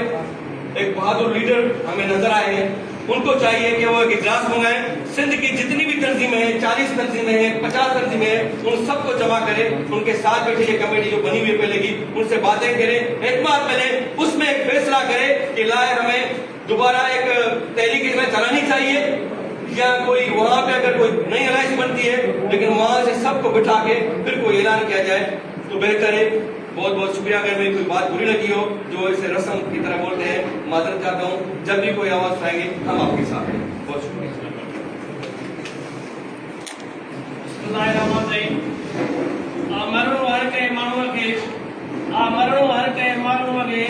पर ईअं मरंदासीं उहो साथी अब्दुल्ला अहमद मकियाणी, लोकल गवर्नमेंट विलायत शहादती यूनियन जनरल सेक्रेटरी। दोस्तों इधर दोस्तन पंहिंजा मसला ॿुधाया, पंहिंजा हाल पंहिंजे डिपार्टमेंट जा। मां हिकिड़ी ॻाल्हि ॿुधाईंदो वञा त लोकल गवर्नमेंट उहो इदारो आहे जिते डीआरए या ॿिया अलाउंसेस या अनक्रेडिटेशन वग़ैरह दोस्त चवनि था, उन्हनि जो मरातो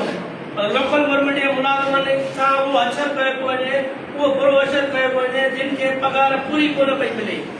क्लर्क खे 20 खां 25,000 पघार पई ॾिनी वञे, पटे वारे खे 10 खां 15,000 पघार पई ॾिनी वञे। हिन वक़्तु चूंडियल नुमाइंदा जेके चेयरमैन थी अची असांजे मथां थापिया विया आहिनि, उहे मुलाज़िमनि सां एतिरो बदतरीन ऐं बुरो असरु करे रहिया आहिनि जो बलदियाती मुलाज़िमनि खे पूरी तरह पघार कोन कजे, पर उहे पंहिंजे करप्शन ऐं अंधे कानून तहत उन मुलाज़िमनि सां ज़ुल्म करे रहिया आहिनि। मां हिन प्लेटफॉर्म तां अॻुवाणनि खे ऐं दोस्तनि खे गुज़ारिश कंदुसि त असांजो हिकिड़ो मेन इशू आहे जिते असां काफ़ी दफ़ा कराची में धरणा हणी चुका आहियूं, रोडनि ते निकिरी चुका आहियूं, पूरी सिंध में एहतजाज करे चुका आहियूं। असांजो हिकिड़ो ई मुतालबो आहे त बलदियाती मुलाज़िमनि जूं पघारूं ट्रेज़री जे ज़रिए जारी कयूं वञनि। जेको बलदियाती मुलाज़िमनि जो जाइज़ हक़ आहे, जीअं तव्हां पघार पूरी खणो पिया, तव्हांजे पघारुनि खां घटि वधी न आहे थींदी, तव्हांजे पघारुनि में पेंशन को रुपयो घटि वधी न आहे थींदी। असांजो मुलाज़िम जॾहिं रिटायर थींदो आहे त 20,000 किस्त जे सूरत में हुनखे मिलंदा, उनखे पेंशन पूरी टाइम ते कोन आहे मिलंदी। उहो दर दर धिका ऐं थबा खाईंदो आहे जॾहिं असांखे ऑफिसर हुनजो या चेयरमैन हुनखे पंहिंजे मर्ज़ीअ सां ॾियनि न ॾियनि, वॾेरा वेठा आहिनि, उन्हनि खे कोई पुछण वारो कोन्हे को। मां उन लाइ हिन प्लेटफॉर्म तां हिन पूरी सिंध जे दोस्त अॻुवान वेठा आहिनि, मां उन हिन प्लेटफॉर्म तां मुतालबो थो करियां, असांजो हीउ अहम नुक़्तो आहे, जीअं BRA ऐं ॿिया नुक़्ता अहम आहिनि, उन खां बि वधीक मां पंहिंजो हीउ नुक़्तो अहम थो सम्झां। लोकल गवर्नमेंट मुलाज़िमनि जूं जेके पघार ट्रेज़री जे ज़रिए जारी करण जो हीउ नुक़्तो असांजो शामिल कयो वञे। दोस्तो, हीअ जेकी गचाइण जी आहे उहा आहे बजट जे हवाले सां। दोस्तनि सभिनी ॻाल्हायो, बजट जे हवाले सां आहे त बजट में गवर्नमेंट खां सिंध जे मुलाज़िमनि खे हर इदारे जा अॻुवान ते वेठा आहिनि, हर इदारे जे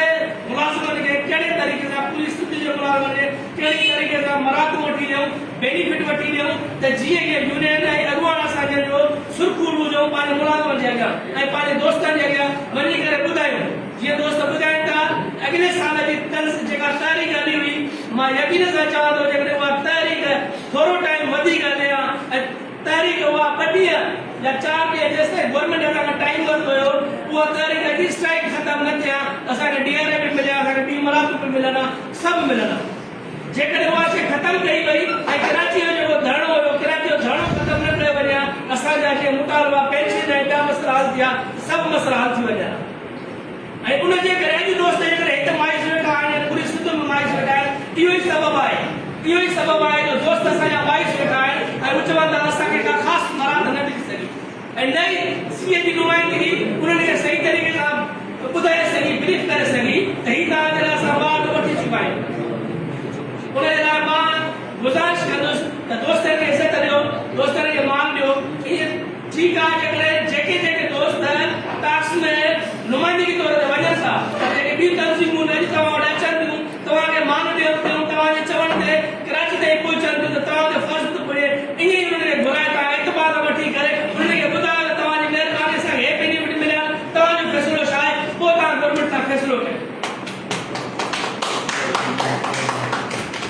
दोस्तो, जेकॾहिं हीअ तारीख़ूं हलंदियूं रहंदियूं, अॼु ख़तमु न आहिनि थियूं, सुभाणे तव्हांखे अमरात न मिलंदियूं, हर साल तारीख़ हलंदी, हर साल इहे असांजा जहिड़ा हलंदा, हर साल असांखे गवर्नमेंट लालीपाप ॾींदी, असां हीअ गॾु थींदा रहंदासीं। पर जेकॾहिं तव्हां ऐं असां दोस्त हिक ॿिए खे मान न ॾींदासीं, इज़त न ॾींदासीं, यकीन कयो अॼु 10 ॼणा घटि आहिनि, सुभाणे 15 घटि थींदा, अचण लाइ कोई तयारु रहंदो, हर माण्हू चवंदो यार विकिरो कई थो वञे, हर माण्हू लीडर थियण लाइ तयारु आहे, असांखे न आहे हलिणो, असां पंहिंजी तंज़ीम में ख़ुशि आहियूं।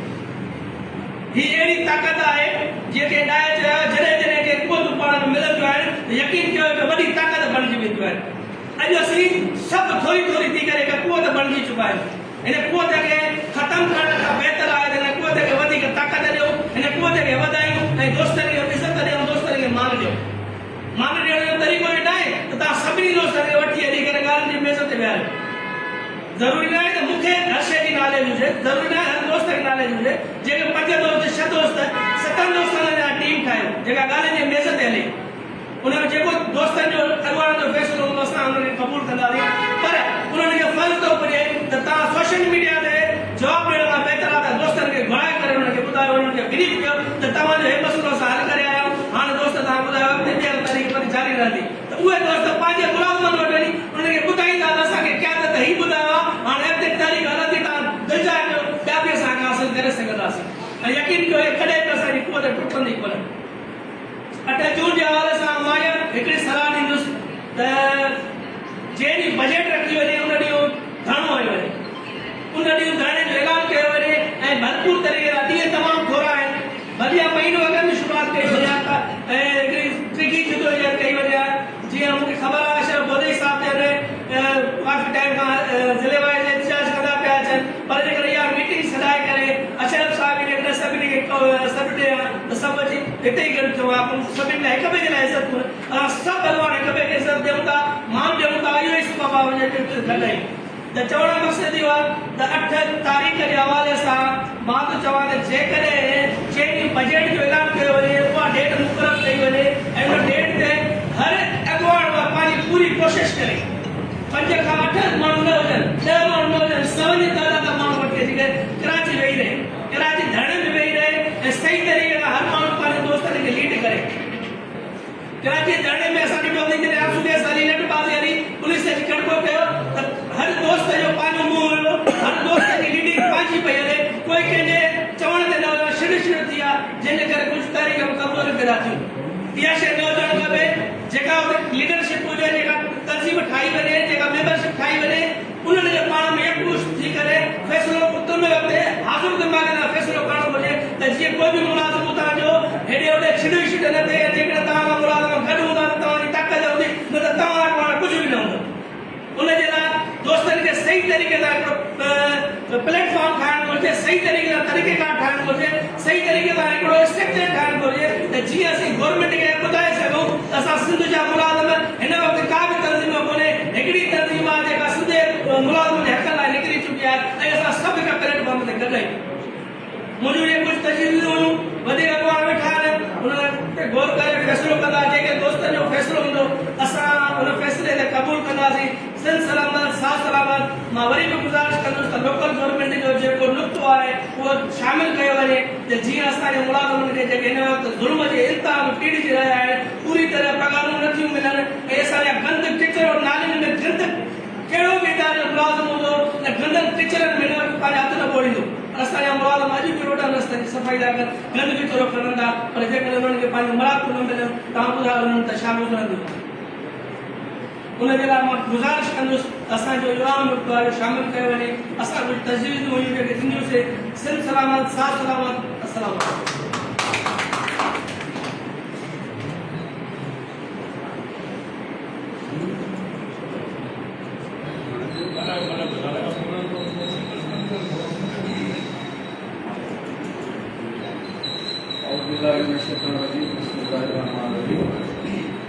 सैयद सरदार अली शाह मरकज़ी सदर आल ऑर्गेनाइजेशन ये मुझे मरकज़ी जनरल सेक्रेटरी ॻाल्हाए चुका हुआ माज़रत की साईं जन चवंदा ॻाल्हायो। हमेशह जेका आहे हक़ ऐं सच जो साथ असां ॾिनो आहे, न असांखे शेरो शाइरी ईंदी आहे न का जज़्बाती तकरीर ईंदी आहे। असां सोच इहा ई हूंदी आहे जेका आहे अमली कमु कजे ऐं जेका आहे सोशल लाइफ गुज़ारिजे, पंहिंजे मुलाज़िमनि लाइ जेतिरी थी सघे उहा ख़िदमत ॾे। उन हवाले सां जेको आहे सभिनी दोस्तनि पंहिंजो राय ॾिनियूं ऐं सभिनी चयो जेको आहे असां पहिरीं जो आगाज़ कयोसीं। शायदि मूंखे कुझु इहो महसूसु थिए थो त सभ खां पहिरीं जेको आहे पूरी सिंध रेवेन्यू डिपार्टमेंट हिकु एडमिनिस्ट्रेशन आहे ऐं जेको आहे पूरे सूबे खे लीड करे थी ऐं तमामु हिकिड़ो अहम इदारो आहे जंहिंजा असिस्टेंट कमिश्नर हुजनि, मुख्यालय हुजनि या डिप्टी कमिश्नर कमिश्नर। त असां फस्ट नंबर ते जेको आहे असां उहो पूरो सिंध वन डे माना जेको आहे हिन पेंशन ते फ़क़ति पेंशन ते असां इहो वाक कयोसीं ऐं जेको आहे असां वॾो हिकिड़ो एहतजाज कयोसीं। उन खां पोइ मोदी वरी रवानगी थी वई ज़ियारतुनि ते, पोइ हुयो मरकज़ी जनरल सेक्रेटरी, पोइ कमेटियूं कयूं, उन खां पोइ जेको पंहिंजो अलाइंस कई उन में असां भरपूर शिरकत कई। सभिनि जे अॻियां जेको आहे तहरीक ठकियल छुकियल न आहे। असां त अलॻि ऐलान जेको आहे घुमंदा फिरंदा वञूं था, असां अलॻि ऐलान मुलाज़िमनि खे हर उहा इंफॉर्मेशन जेका मीटिंग थी आहे उनजी ॾींदा आहियूं। इवन असां पंहिंजे CA जी जेका मरकज़ी कमेटी आहे, मुज़ाकरात कमेटी आहे, उन्हनि खे असां मुफ़ीद मशवरा ॾिना हूंदासीं, साइड इफेक्ट कहिड़ा आहिनि, फ़ाइदा कहिड़ा आहिनि, असां जेको आहे पंहिंजी पूरी लेवल ते हिकिड़ी नेकगेतीअ जे हवाले सां। पर मूंखे अफ़सोस आहे त माना काफ़ी दोस्त जेको आहे हिकिड़ी तसुब जे बुनियाद ते असांजो तनज़ीमुनि जा जेके दोस्त रिटायर थी था वञनि ऐं जेको आहे मां त ईअं महसूसु कंदो आहियां, मां ईअं चवंदो आहियां त असांजा रेवेन्यू में के काफ़ी एम्प्लॉइज अहिड़ा हूंदा आहिनि जेके चवंदा आहिनि अॼु जेको असांजी रिटायरमेंट थी अलविदा पार्टी थी उहो असांखे ऑफिस जो घर न आहे ॾिसो, यानी उहो एतिरे क़दुरु जेको आहे उन्हनि जी सोच हूंदी आहे। पर असां वटि रिटायर थी था वञनि, मरी खपी वञनि था, घर ते बिस्तरे ते पिया आहिनि, तंहिंखां पोइ बि जेको आहे सोशल मीडिया ते हिकिड़ी खाम खां सोची सम्झी प्रोपेगेंडा करे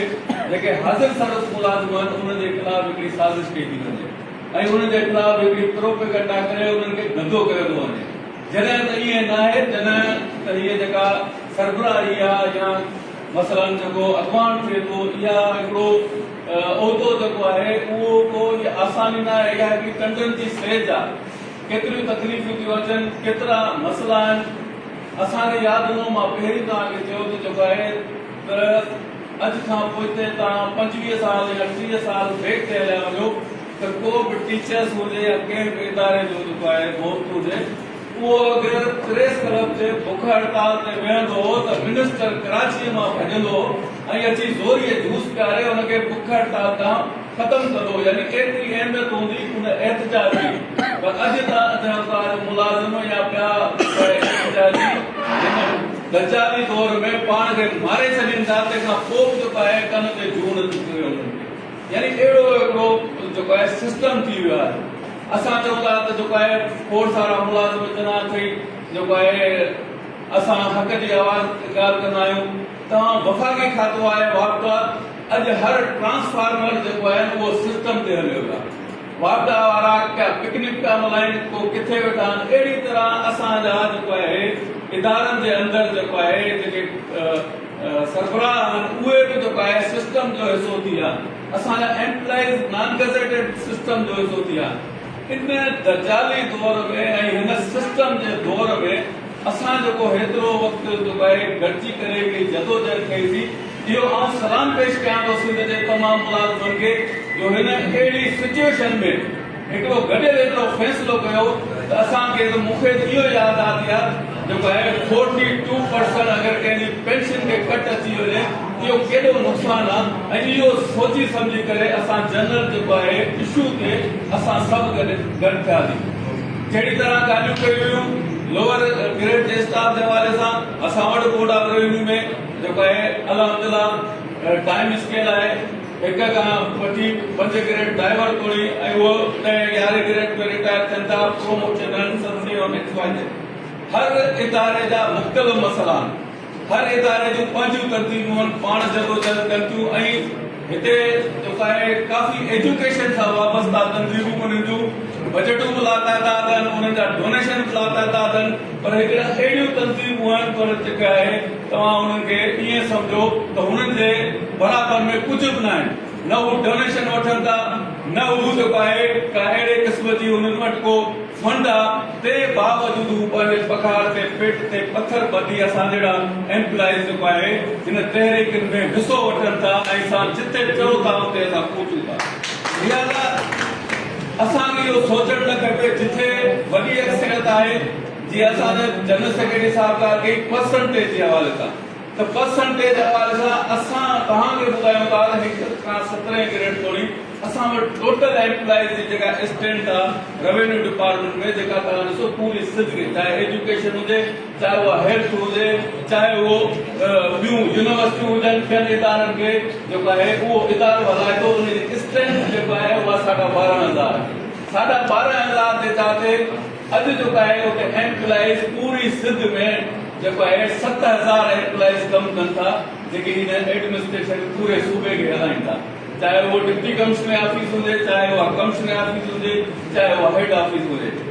असां ॻाल्हि कंदा आहियूं त असां को आसमान मां तारा कोन लाहींदासीं, असां सां अची को ॿिया कोन जेको आहे जो अची बीहंदा। असां चवंदा आहियूं असां सां जेतिरी बि स्ट्रेंथ आहे जेको आहे असां हाज़िर आहियूं हर एहतजाज में। असां पहिरीं चई चुकासीं अशरफो ताईं शायद आहे त मुज़ाकरात या कमेटी में वेहण असांजो को बि अहम न आहे। असां अगरि अशरफ बोलते खे भाउ चई छॾियो ऐं हुनखे अॻुवान करे छॾियोसीं त उहो अॼु बि असांजो अॻुवान आहे, सुभाणे बि असांजो न को असांजो को राय ऐं इख़्तिलाफ़ हूंदो आहे। छो जो असांजो मसइलो हिकिड़ो पेंशन, उहो पेंशन जेको आहे अल्हम्दुलिल्लाह तव्हां खे शायदि पंहिंजा लीडरनि न ॿुधायो हूंदे, ऐं त कमेटीअ खे ॿुधायो त जेको आहे जेॾी महिल असांजा मुज़ाकरात थिया त सभ को वधीक पंहिंजे एम्प्लॉइज़ खे गॾु करे ऐं उन्हनि खे पंहिंजा जेको आहे जेके मुज़ाकरात थिया उन्हनि जे बारे में जेको आहे उहा ब्रीफिंग ॾे। अल्हम्दुलिल्लाह असां जनरल इजलास घुराए करे पंहिंजे रेवेन्यू मुलाज़िमनि खे उहा पूरी ब्रीफिंग ॾिनी जेकी असांजी तनज़ीम नुमाइंदगी कई ऐं जेको आहे असां जेके मुज़ाकरात कया उनजी पूरी। हाणे मां अची त कोन जेको आहे गस्टा जे ऑफिस में गस्टा जे तंजीम खे ॾींदुसि या पेटीएल वारनि खे ॾींदुसि या लोकल गवर्नमेंट खे ॾींदुसि। हर अॻुवान जी पंहिंजी ज़िमेदारी आहे त हू पंहिंजे मुलाज़िमनि खे कीअं थो मोटिवेट करे। लिहाज़ा आउं उते खुलम खुलो चवंदुसि त कुझु शयूं अहिड़ियूं हुयूं अशरफ भाई जो कॾो असांखे जेको आहे DRA अलाउंस ते जेॾी महिल असांजी उते जेको आहे वॾी डिबेट थी त असांखे ईअं सम्झो त असांखे मूंखे बता ख़ुदा सच चवां त शर्मिंदगी महसूस थी त हीउ जेको आहे मुतालबो असां छो रखियोसीं। छो जो मां इन शइ मां नथो ॼाणा मेन मसइलो असांजो पेंशन जी कटौती, ग्रुप इंश्योरेंस ऐं मैन्युअल फंड जंहिं टिनि एजेंडा ते असां गॾु थियासीं। अल्हम्दुलिल्लाह चीफ सेक्रेटरी साहब असां जॾहिं ठटे जो दौरो करे रहियासीं जेको आहे हाजी अशरफ खासकरी ऐं मां त मूंखे बज़ाते ख़ुदि मुंहिंजे नंबर ते चीफ सेक्रेटरी जी कॉल आई ऐं मां जेको आहे उन ई टाइम ते पंहिंजे बाईपास न कयो, मूं पंहिंजे चेयरमैन साहब खे फोन ॾिनी ऐं मां चीफ सेक्रेटरी खे चयो इहे चेयरमैन साहब मूंसां कंदा पहिरीं हुन सां ॻाल्हायो। जॾहिं हुन सां मुज़ाकरात थिया ऐं जेको आहे हिकिड़ो लेटर मीटिंग जो निकितो ऐं उन खां पोइ असां हिकिड़ी पाण में गॾियल हिकिड़ी मीटिंग कई जंहिं ते असां मुज़ाकरात ते आमादा थियासीं ऐं असां सभिनी जो इहो ई हो त असां सां या CM ॻाल्हाए या असां सां CS चीफ सेक्रेटरी ॻाल्हाए। असां कंहिं बि सियासी नुमाइंदे जे अॻियां, छो जो पहिरीं शायदि मूंखे ख़बर न आहे त तव्हां DRA अलाउंस जे मथां तव्हांखे शेलिंग थी, तव्हां एहतजाज करे चुका हो, नासिर शाह XYZ जेके बि था, पर उन्हनि जो को बि जेको आहे तदारुक न थियो। लिहाज़ा हींअर इहो असां कंहिं बि गवर्नमेंट जा जेके अहम नुमाइंदा आहिनि उन्हनि सां असां मुज़ाकरात कंदासीं। जॾहिं असां सां इहो राब्तो थियो तव्हां यकीन ॼाणियो 1,06,00,000 असां मुलाज़िमनि जी या 6.25 लख मुलाज़िमनि जी असां ॻाल्हि कयूं था। हर को स्टेज ते तकरीरूं ज़रूरु कंदो आहे, जज़्बाती थी पंहिंजो मैदान मारींदो आहे त आउं जेको आहे वरी जदोजहद कंदुसि ऐं पूरे डिपार्टमेंट जी जेको आहे उहा स्ट्रेंथ वठी ईंदुसि, पर ईअं न आहे, ईअं नथो थिए। ऐं उन दौर में बि इन शइ जो मुखालिफ़ हुउसि त तव्हां जदोजहद कयो, पूरे डिपार्टमेंट में जदोजहद कयो। अगरि 6.25 लख मुलाज़िम आहिनि, कम अज़ कम 50% 3 लख मुलाज़िम हिकु जाते गॾु थियणु खपनि त असां कामयाबु आहियूं, न त न आहियूं कामयाबु। हाणे 3 लख मुलाज़िम थिया, पर मां तव्हांखे थोरी कैलकुलेशन ॾींदुसि त लाड़काणे जे अंदरि तव्हां डिविजनल हेडक्वार्टर में इंचार्ज थिया त किथे 8,000, किथे 9,000, मीरपुर ख़ास में 10,000, असां हैदराबाद में 15,000 मुलाज़िमनि जी स्ट्रेंथ खे वधू। इहे डिविजनल हेडक्वार्टर जा, यानी हर डिवीज़न में असां एहतजाज कयोसीं ऐं उन में काउंट कयो तव्हां पूरा डिविजनल हेडक्वार्टर पूरी सिंध जो त तव्हांजो 50,000 खां 55 या 60 जे अंदरि मुलाज़िमनि जो एहतजाज काउंट थियो। हाणे जॾहिं तव्हां वरी कराची जी तहरीक तव्हां बिलाव हाउस जो ऐलान कयो त इन में 100% मां चैलेंज कयो त तव्हांजा जेको आहे 50% खां बि घटि एम्प्लॉइज़ उते शिरकत कंदा, छो जो हेडक्वार्टर नज़दीक आहे, हर माण्हू आयो हुते हर माण्हू न ईंदो। त तव्हां असां कैलकुलेट कंदा आहियूं त पंहिंजी तहरीक में असां वटि केतिरा एम्प्लॉइज़ अचनि पिया ऐं उन खां अलावा तव्हां अॻियां बि ॾिसंदा आहियो त कंहिं पहाड़ सां टकरायो पिया। असांजो इहो कमु न आहे। दोस्त चवनि था साईं धरणियूं ख़तमु न थियणु खपे, दोस्त चवनि था साईं जेको आहे कराची में वञणु खपे। तव्हांखे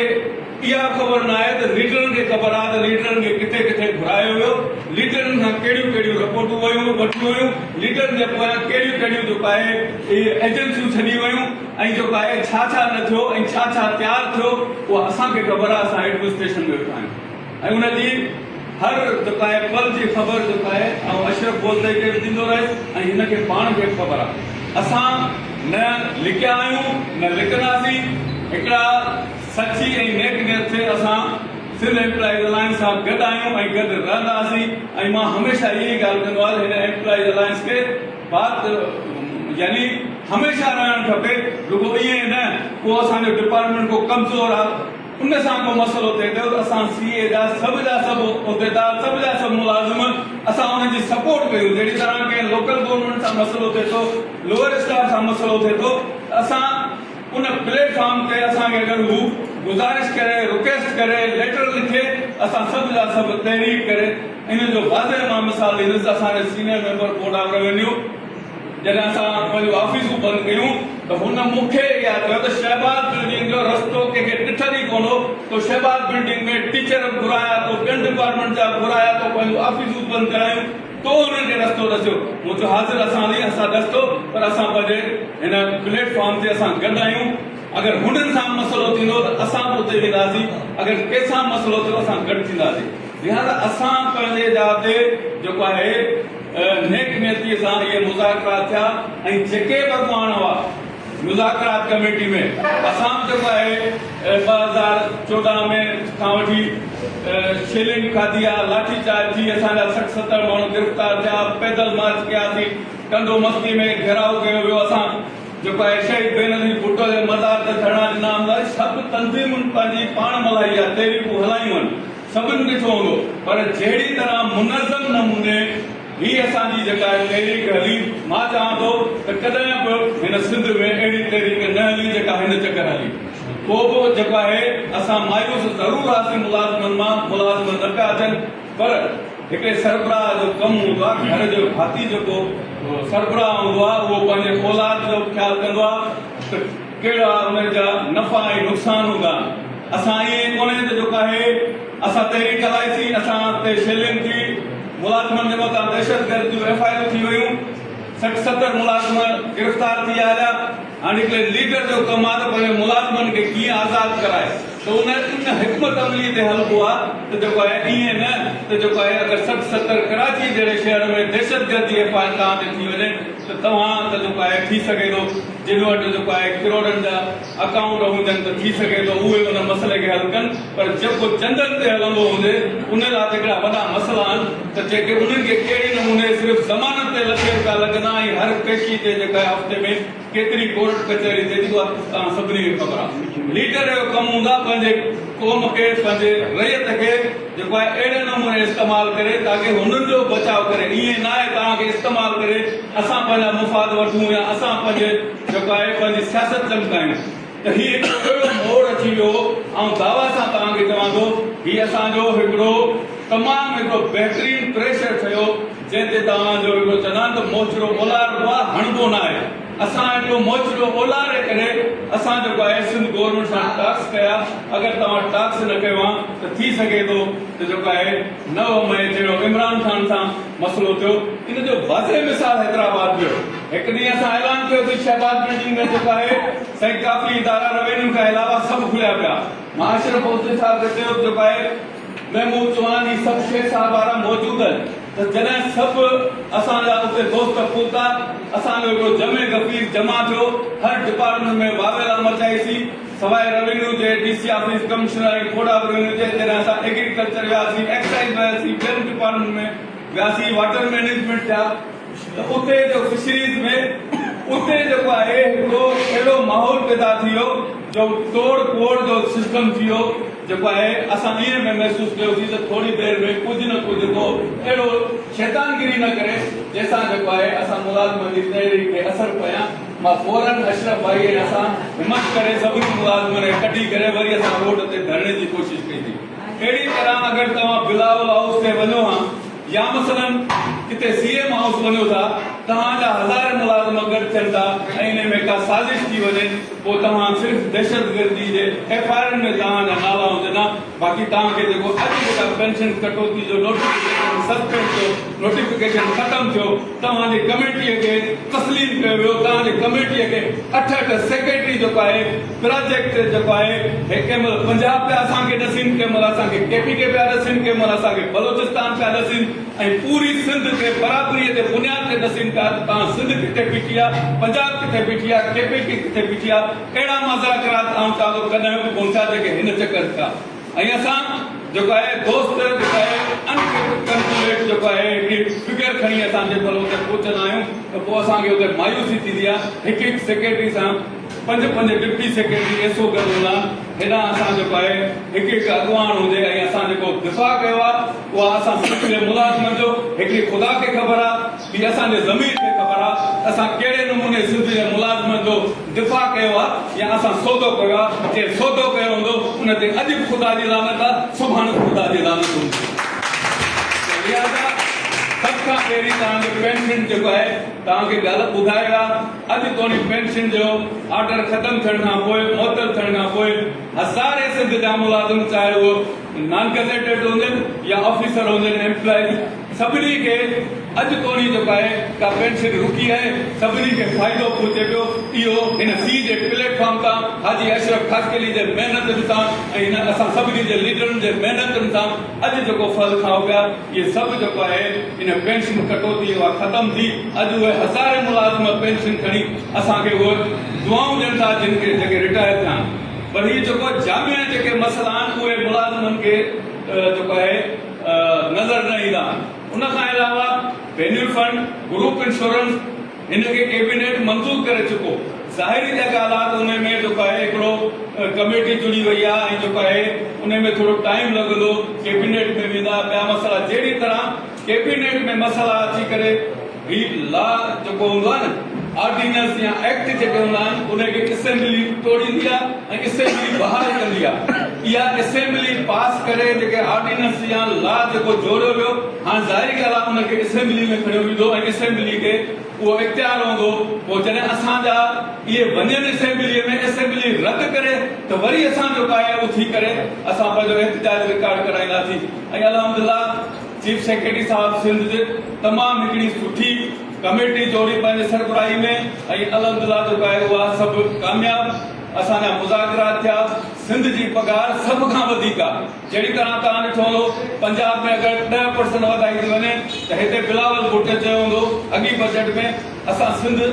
15% वधायो। अहिड़ी नमूना हुते अगरि 20% वधे थी त हिते हू 25% वधाइनि था। इन हवाले सां जॾहिं असां ॾिठो थी त सिंध जो पगार सभिनी खां वधीक आहे। इहे सभु ब्रीफिंग ॾियनि था। असां ऐं तव्हां जेको आहे न सभिनी खे मुतमिन करणु ॾाढो ॾुखियो आहे। पर असां जंहिंमहिल हुते वेहूं था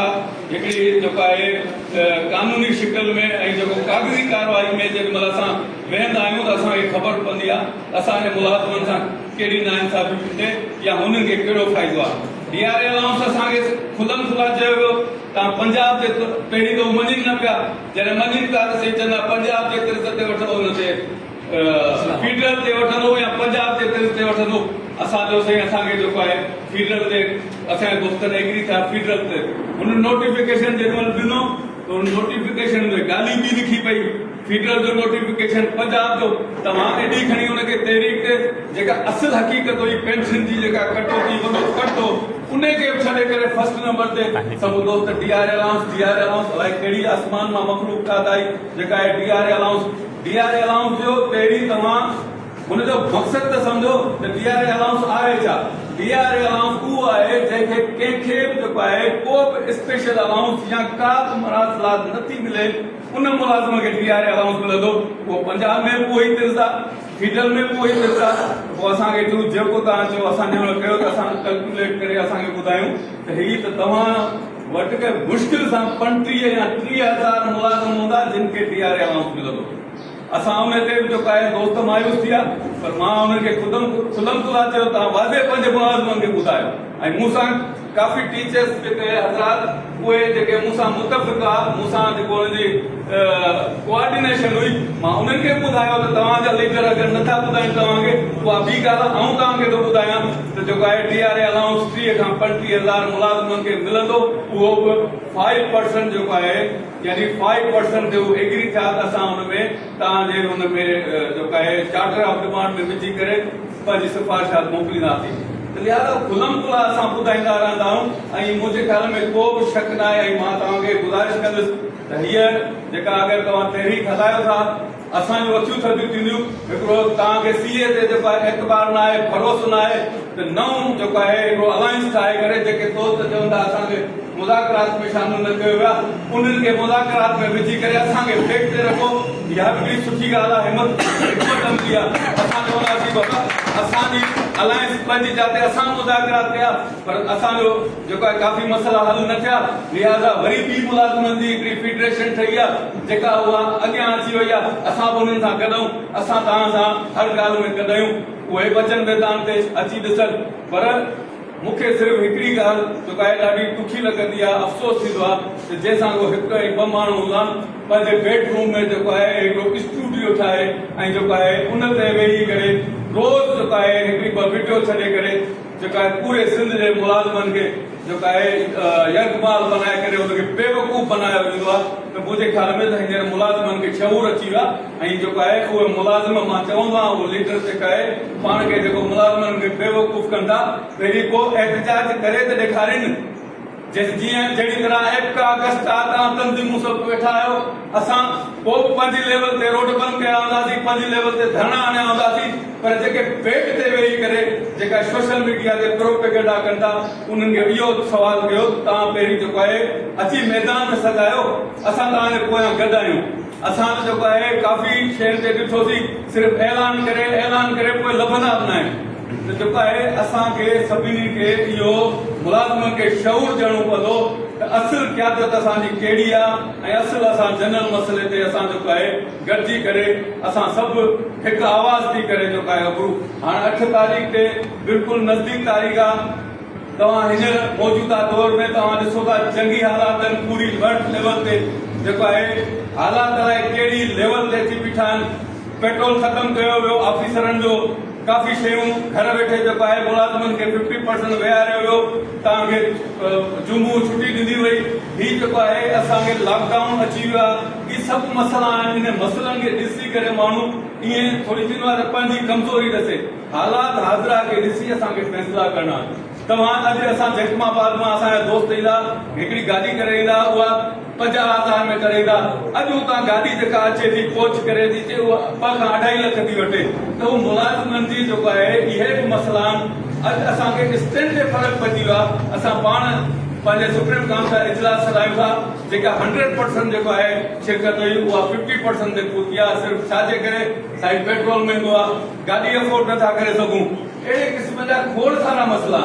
ऐं हीअ गर्मी असां अॼु हिते पाण कहिड़ी हालत में वेठा आहियूं हालांकि हीअ त असांजे माना जेको आहे बस में हो त कंहिं सुठी जाइ ते जेको आहे या शाम जो या राति जो असां अहिड़ी गर्मी में वेही नथा सघूं त अहिड़ी गर्मी में जेको आहे असांजा दोस्त अंदरूनी सिंध खां किथां ईंदा कीअं एहतजाज कंदा मूंखे कोन थो लॻे त जेका आहे असांजी का स्टैंड ठहंदी तो मां तव्हांखे ॿुधाए छॾियो त महिरबानी करे तव्हां अगरि का फेडरेशन ठाहियो था त जेके बि दोस्त हिते तंज़ीमूं आहिनि उन्हनि जा अॻवान करे करे मुज़ाकरात कमेटी में तव्हां ऐलान कयो असां खां जेतिरो वस पुॼंदो असां अॼु बि गॾु आहियूं असां जेको आहे हर टाइम ते तव्हां सां गॾु आहियूं जेको बि हाल हाज़िर आहे छो जो असांजी जेको आहे रेवेन्यू एडमिनिस्ट्रेशन आहे रेवेन्यू एडमिनिस्ट्रेशन जॾहिं असां बंदि कंदा आहियूं त असांखे जॾहिं असांजा माण्हू अरेस्ट थींदा आहिनि पोइ असांजा जहिड़ो थींदो आहे त असांखे DC ईअं चवंदा आहिनि त हीउ इदारो जंग में बि बंदि न थींदो आहे हीउ इदारो जंग में बि बंदि न थींदो आहे तव्हां केरु थींदा बंदि करण वारा पर असां उहो बि बंदि कयो हूंदो त लिहाज़ा जेको आहे अगरि मां दावा सां चवां थो अशरफ गोदई वेठो आहे जॾहिं हिकिड़ो असांजो असिस्टेंट कमिश्नर 5 मोबाइलूं वठी तव्हांजे DO जे गेट ते अची बीहंदो आहे त जेको आहे ऑफिस बंदि न थींदी आहे त जेको आहे उहा एडमिनिस्ट्रेशन जेका रोडनि ते एहतजाज ख़तमु कराईंदी आहे उहा एडमिनिस्ट्रेशन जेका ॿियनि इदारनि जा एहतजाज जेका आहे नाकाम बनाईंदी आहे असां उन्हनि ऑफिसरनि खे गैरमाल बनाए उन्हनि ऑफिसनि खे ताला हणी करे असां उहे ऑफिसूं बंदि कयूं छा असांखे उहे दोस्तनि जूं ख़बरूं पयूं यार हिननि जो कहिड़ो किरदारु आहे हीउ जेको आहे कहिड़ो हिननि जी स्टैंड आहे जो हिननि खे तव्हां मुज़ाकरात आऊं जेको आहे मुज़ाकरात छा पर आऊं अलॻि ऐलान चवां थो हीउ इदारे में मुंहिंजो जनरल सेक्रेटरी वेठो आहे ऐं 10 सालनि खां चवंदो अचां त बाबा मरकज़ी सदर ते को मैदान ते अची बीहे मुंहिंजी जान छुटे ऐं जेको आहे घर वञा हीउ को सवलो कमु न आहे असां न सदारत न लीडरशिप थी न मुज़ाकरात थी असांखे को शौक़ु न आहे असां कमु कंदा आहियूं पंहिंजे जेको आहे सोशल लाइफ के हवाले से कंहिं गरीब जो भलो थे। अॼु बि असांजी ऑफिस सुबुह जो मुंहिंजी खुलंदी आहे, राति जो 10 ताईं आउं ऑफिस में वेठो हूंदो आहियां। केरु बचे जेको आहे चाहे रेवेन्यू खां वधीक ॿिया एम्प्लॉइज ऐं पब्लिक ईंदी आहे, ऐं पंहिंजे तरफ़ां मुख्तार खे फोन करणी हूंदी आहे, सब रजिस्ट्रार खे फोन करणी हूंदी आहे। मां हिकिड़ी फोन करे मां चवंदो आहियां इहो हिकिड़ो सवाब जो कमु आहे। अगरि मुंहिंजे फोन सां कंहिंजो माण्हू जो कमु थिए थो, इहो हिकिड़ो जहाज़ आहे। असां इन सोचदा माण्हू आहियूं, न असांखां तनक़ीद असां ते कंदो आहे, असां माना बिल्कुलु उनजो जवाबु न ॾींदा आहियूं। भले तनक़ीद करे, अगरि जेको आहे तव्हां रस्ते तां वञो, कुता तव्हां ते भौंकंदा, सिर्फ़ु उन्हनि खे लठ खणी रुगो उन्हनि खे हकणु शुरू कंदो, उन्हनि ते पथर हणणु शुरू कंदो, तव्हां अॻिते न वधंदो। तो लिहाज़ा इहे शयूं फ़क़ीर पिनंदो रहंदो, कुता भौंकंदा रहंदा। इहा कॾहिं बीती कर असां पंहिंजी जदोजहद कयूं, ही छाप थी वञे। असां शऊर ॾियूं पंहिंजे मुलाज़िमनि खे, जेसि तोड़ी असां पंहिंजी स्ट्रेंथ नथा कढूं, स्ट्रेंथ ते तवजा ॾिनी वञे। हर तंज़ीम जेको आहे इदारे जे अंदरि जेॾी महिल 50% स्ट्रेंथ ते पहुती, आऊं तव्हां थो त ही वज़ीर आला त छा पूरी तव्हां सिंध हुकूमत केराए सघो था 50% लेवल ते। अगरि तव्हां 50% लेवल जी स्ट्रेंथ हर मुलाज़िम वटि अची वई, हाणे जेको 3 लख जंहिंजी स्ट्रेंथ आहे उहो 5000 मुलाज़िम वठी वेठो आहे, जंहिं जाते अगरि कंहिंजी 15000 स्ट्रेंथ आहे, उहो अगरि जेको आहे 8000 या 7000 मुलाज़िम वठी वेठो आहे त नंबर 1 ते उहो आहे, छो जो हुनजी स्ट्रेंथ जेको आहे वधीक आहे। स्ट्रेंथ ते ॻाल्हायो, लिहाज़ा असांखे मां पहिरीं खे चई चुको आहियां, हाणे तव्हां गुज़ारिश कंदुसि त स्ट्रेंथ ते गौर कयो वञे। जेतिरी तव्हांजी स्ट्रेंथ हुजे ओतिरी जेको आहे परसेंटेज हुअणु खपे। ऐं अगरि असां परसेंटेज ॾिसी करे ऐं 50% जे माण्हू कढियासीं त इनशाला 3 लख मुलाज़िम तव्हांजा कराची पहुचंदा, तव्हांजा ऑटोमेटिकली सभु मसइला हल थींदा। लिहाज़ा ॻाल्हियूं त घणियूं आहिनि, काफ़ी आहिनि। तकरीर ते अचे त माण्हू जेको आहे 2-2 कलाक असां ॻाल्हाईंदा आहियूं, पर जेको आहे गर्मी काफ़ी शिदत आहे। ऐं ॿियनि दोस्तनि खे वारो ॾींदुसि, ऐं वरी तव्हांखे गुज़ारिश कंदुसि त जेको आहे पंहिंजे सुफ़ू मज़बूत कयो। असांजो को बि इख़्तिलाफ़ न आहे, न भॼणा आहियूं न डिॼणा आहियूं। इनशाला असां तव्हां सां गॾु आहियूं ऐं असां तव्हां सां गॾु रहंदासीं। जनरल इशू ते जेके बि हूंदा इनशाला असां तव्हां सां गॾु रहंदासीं। अस्सलाम वालेकुम।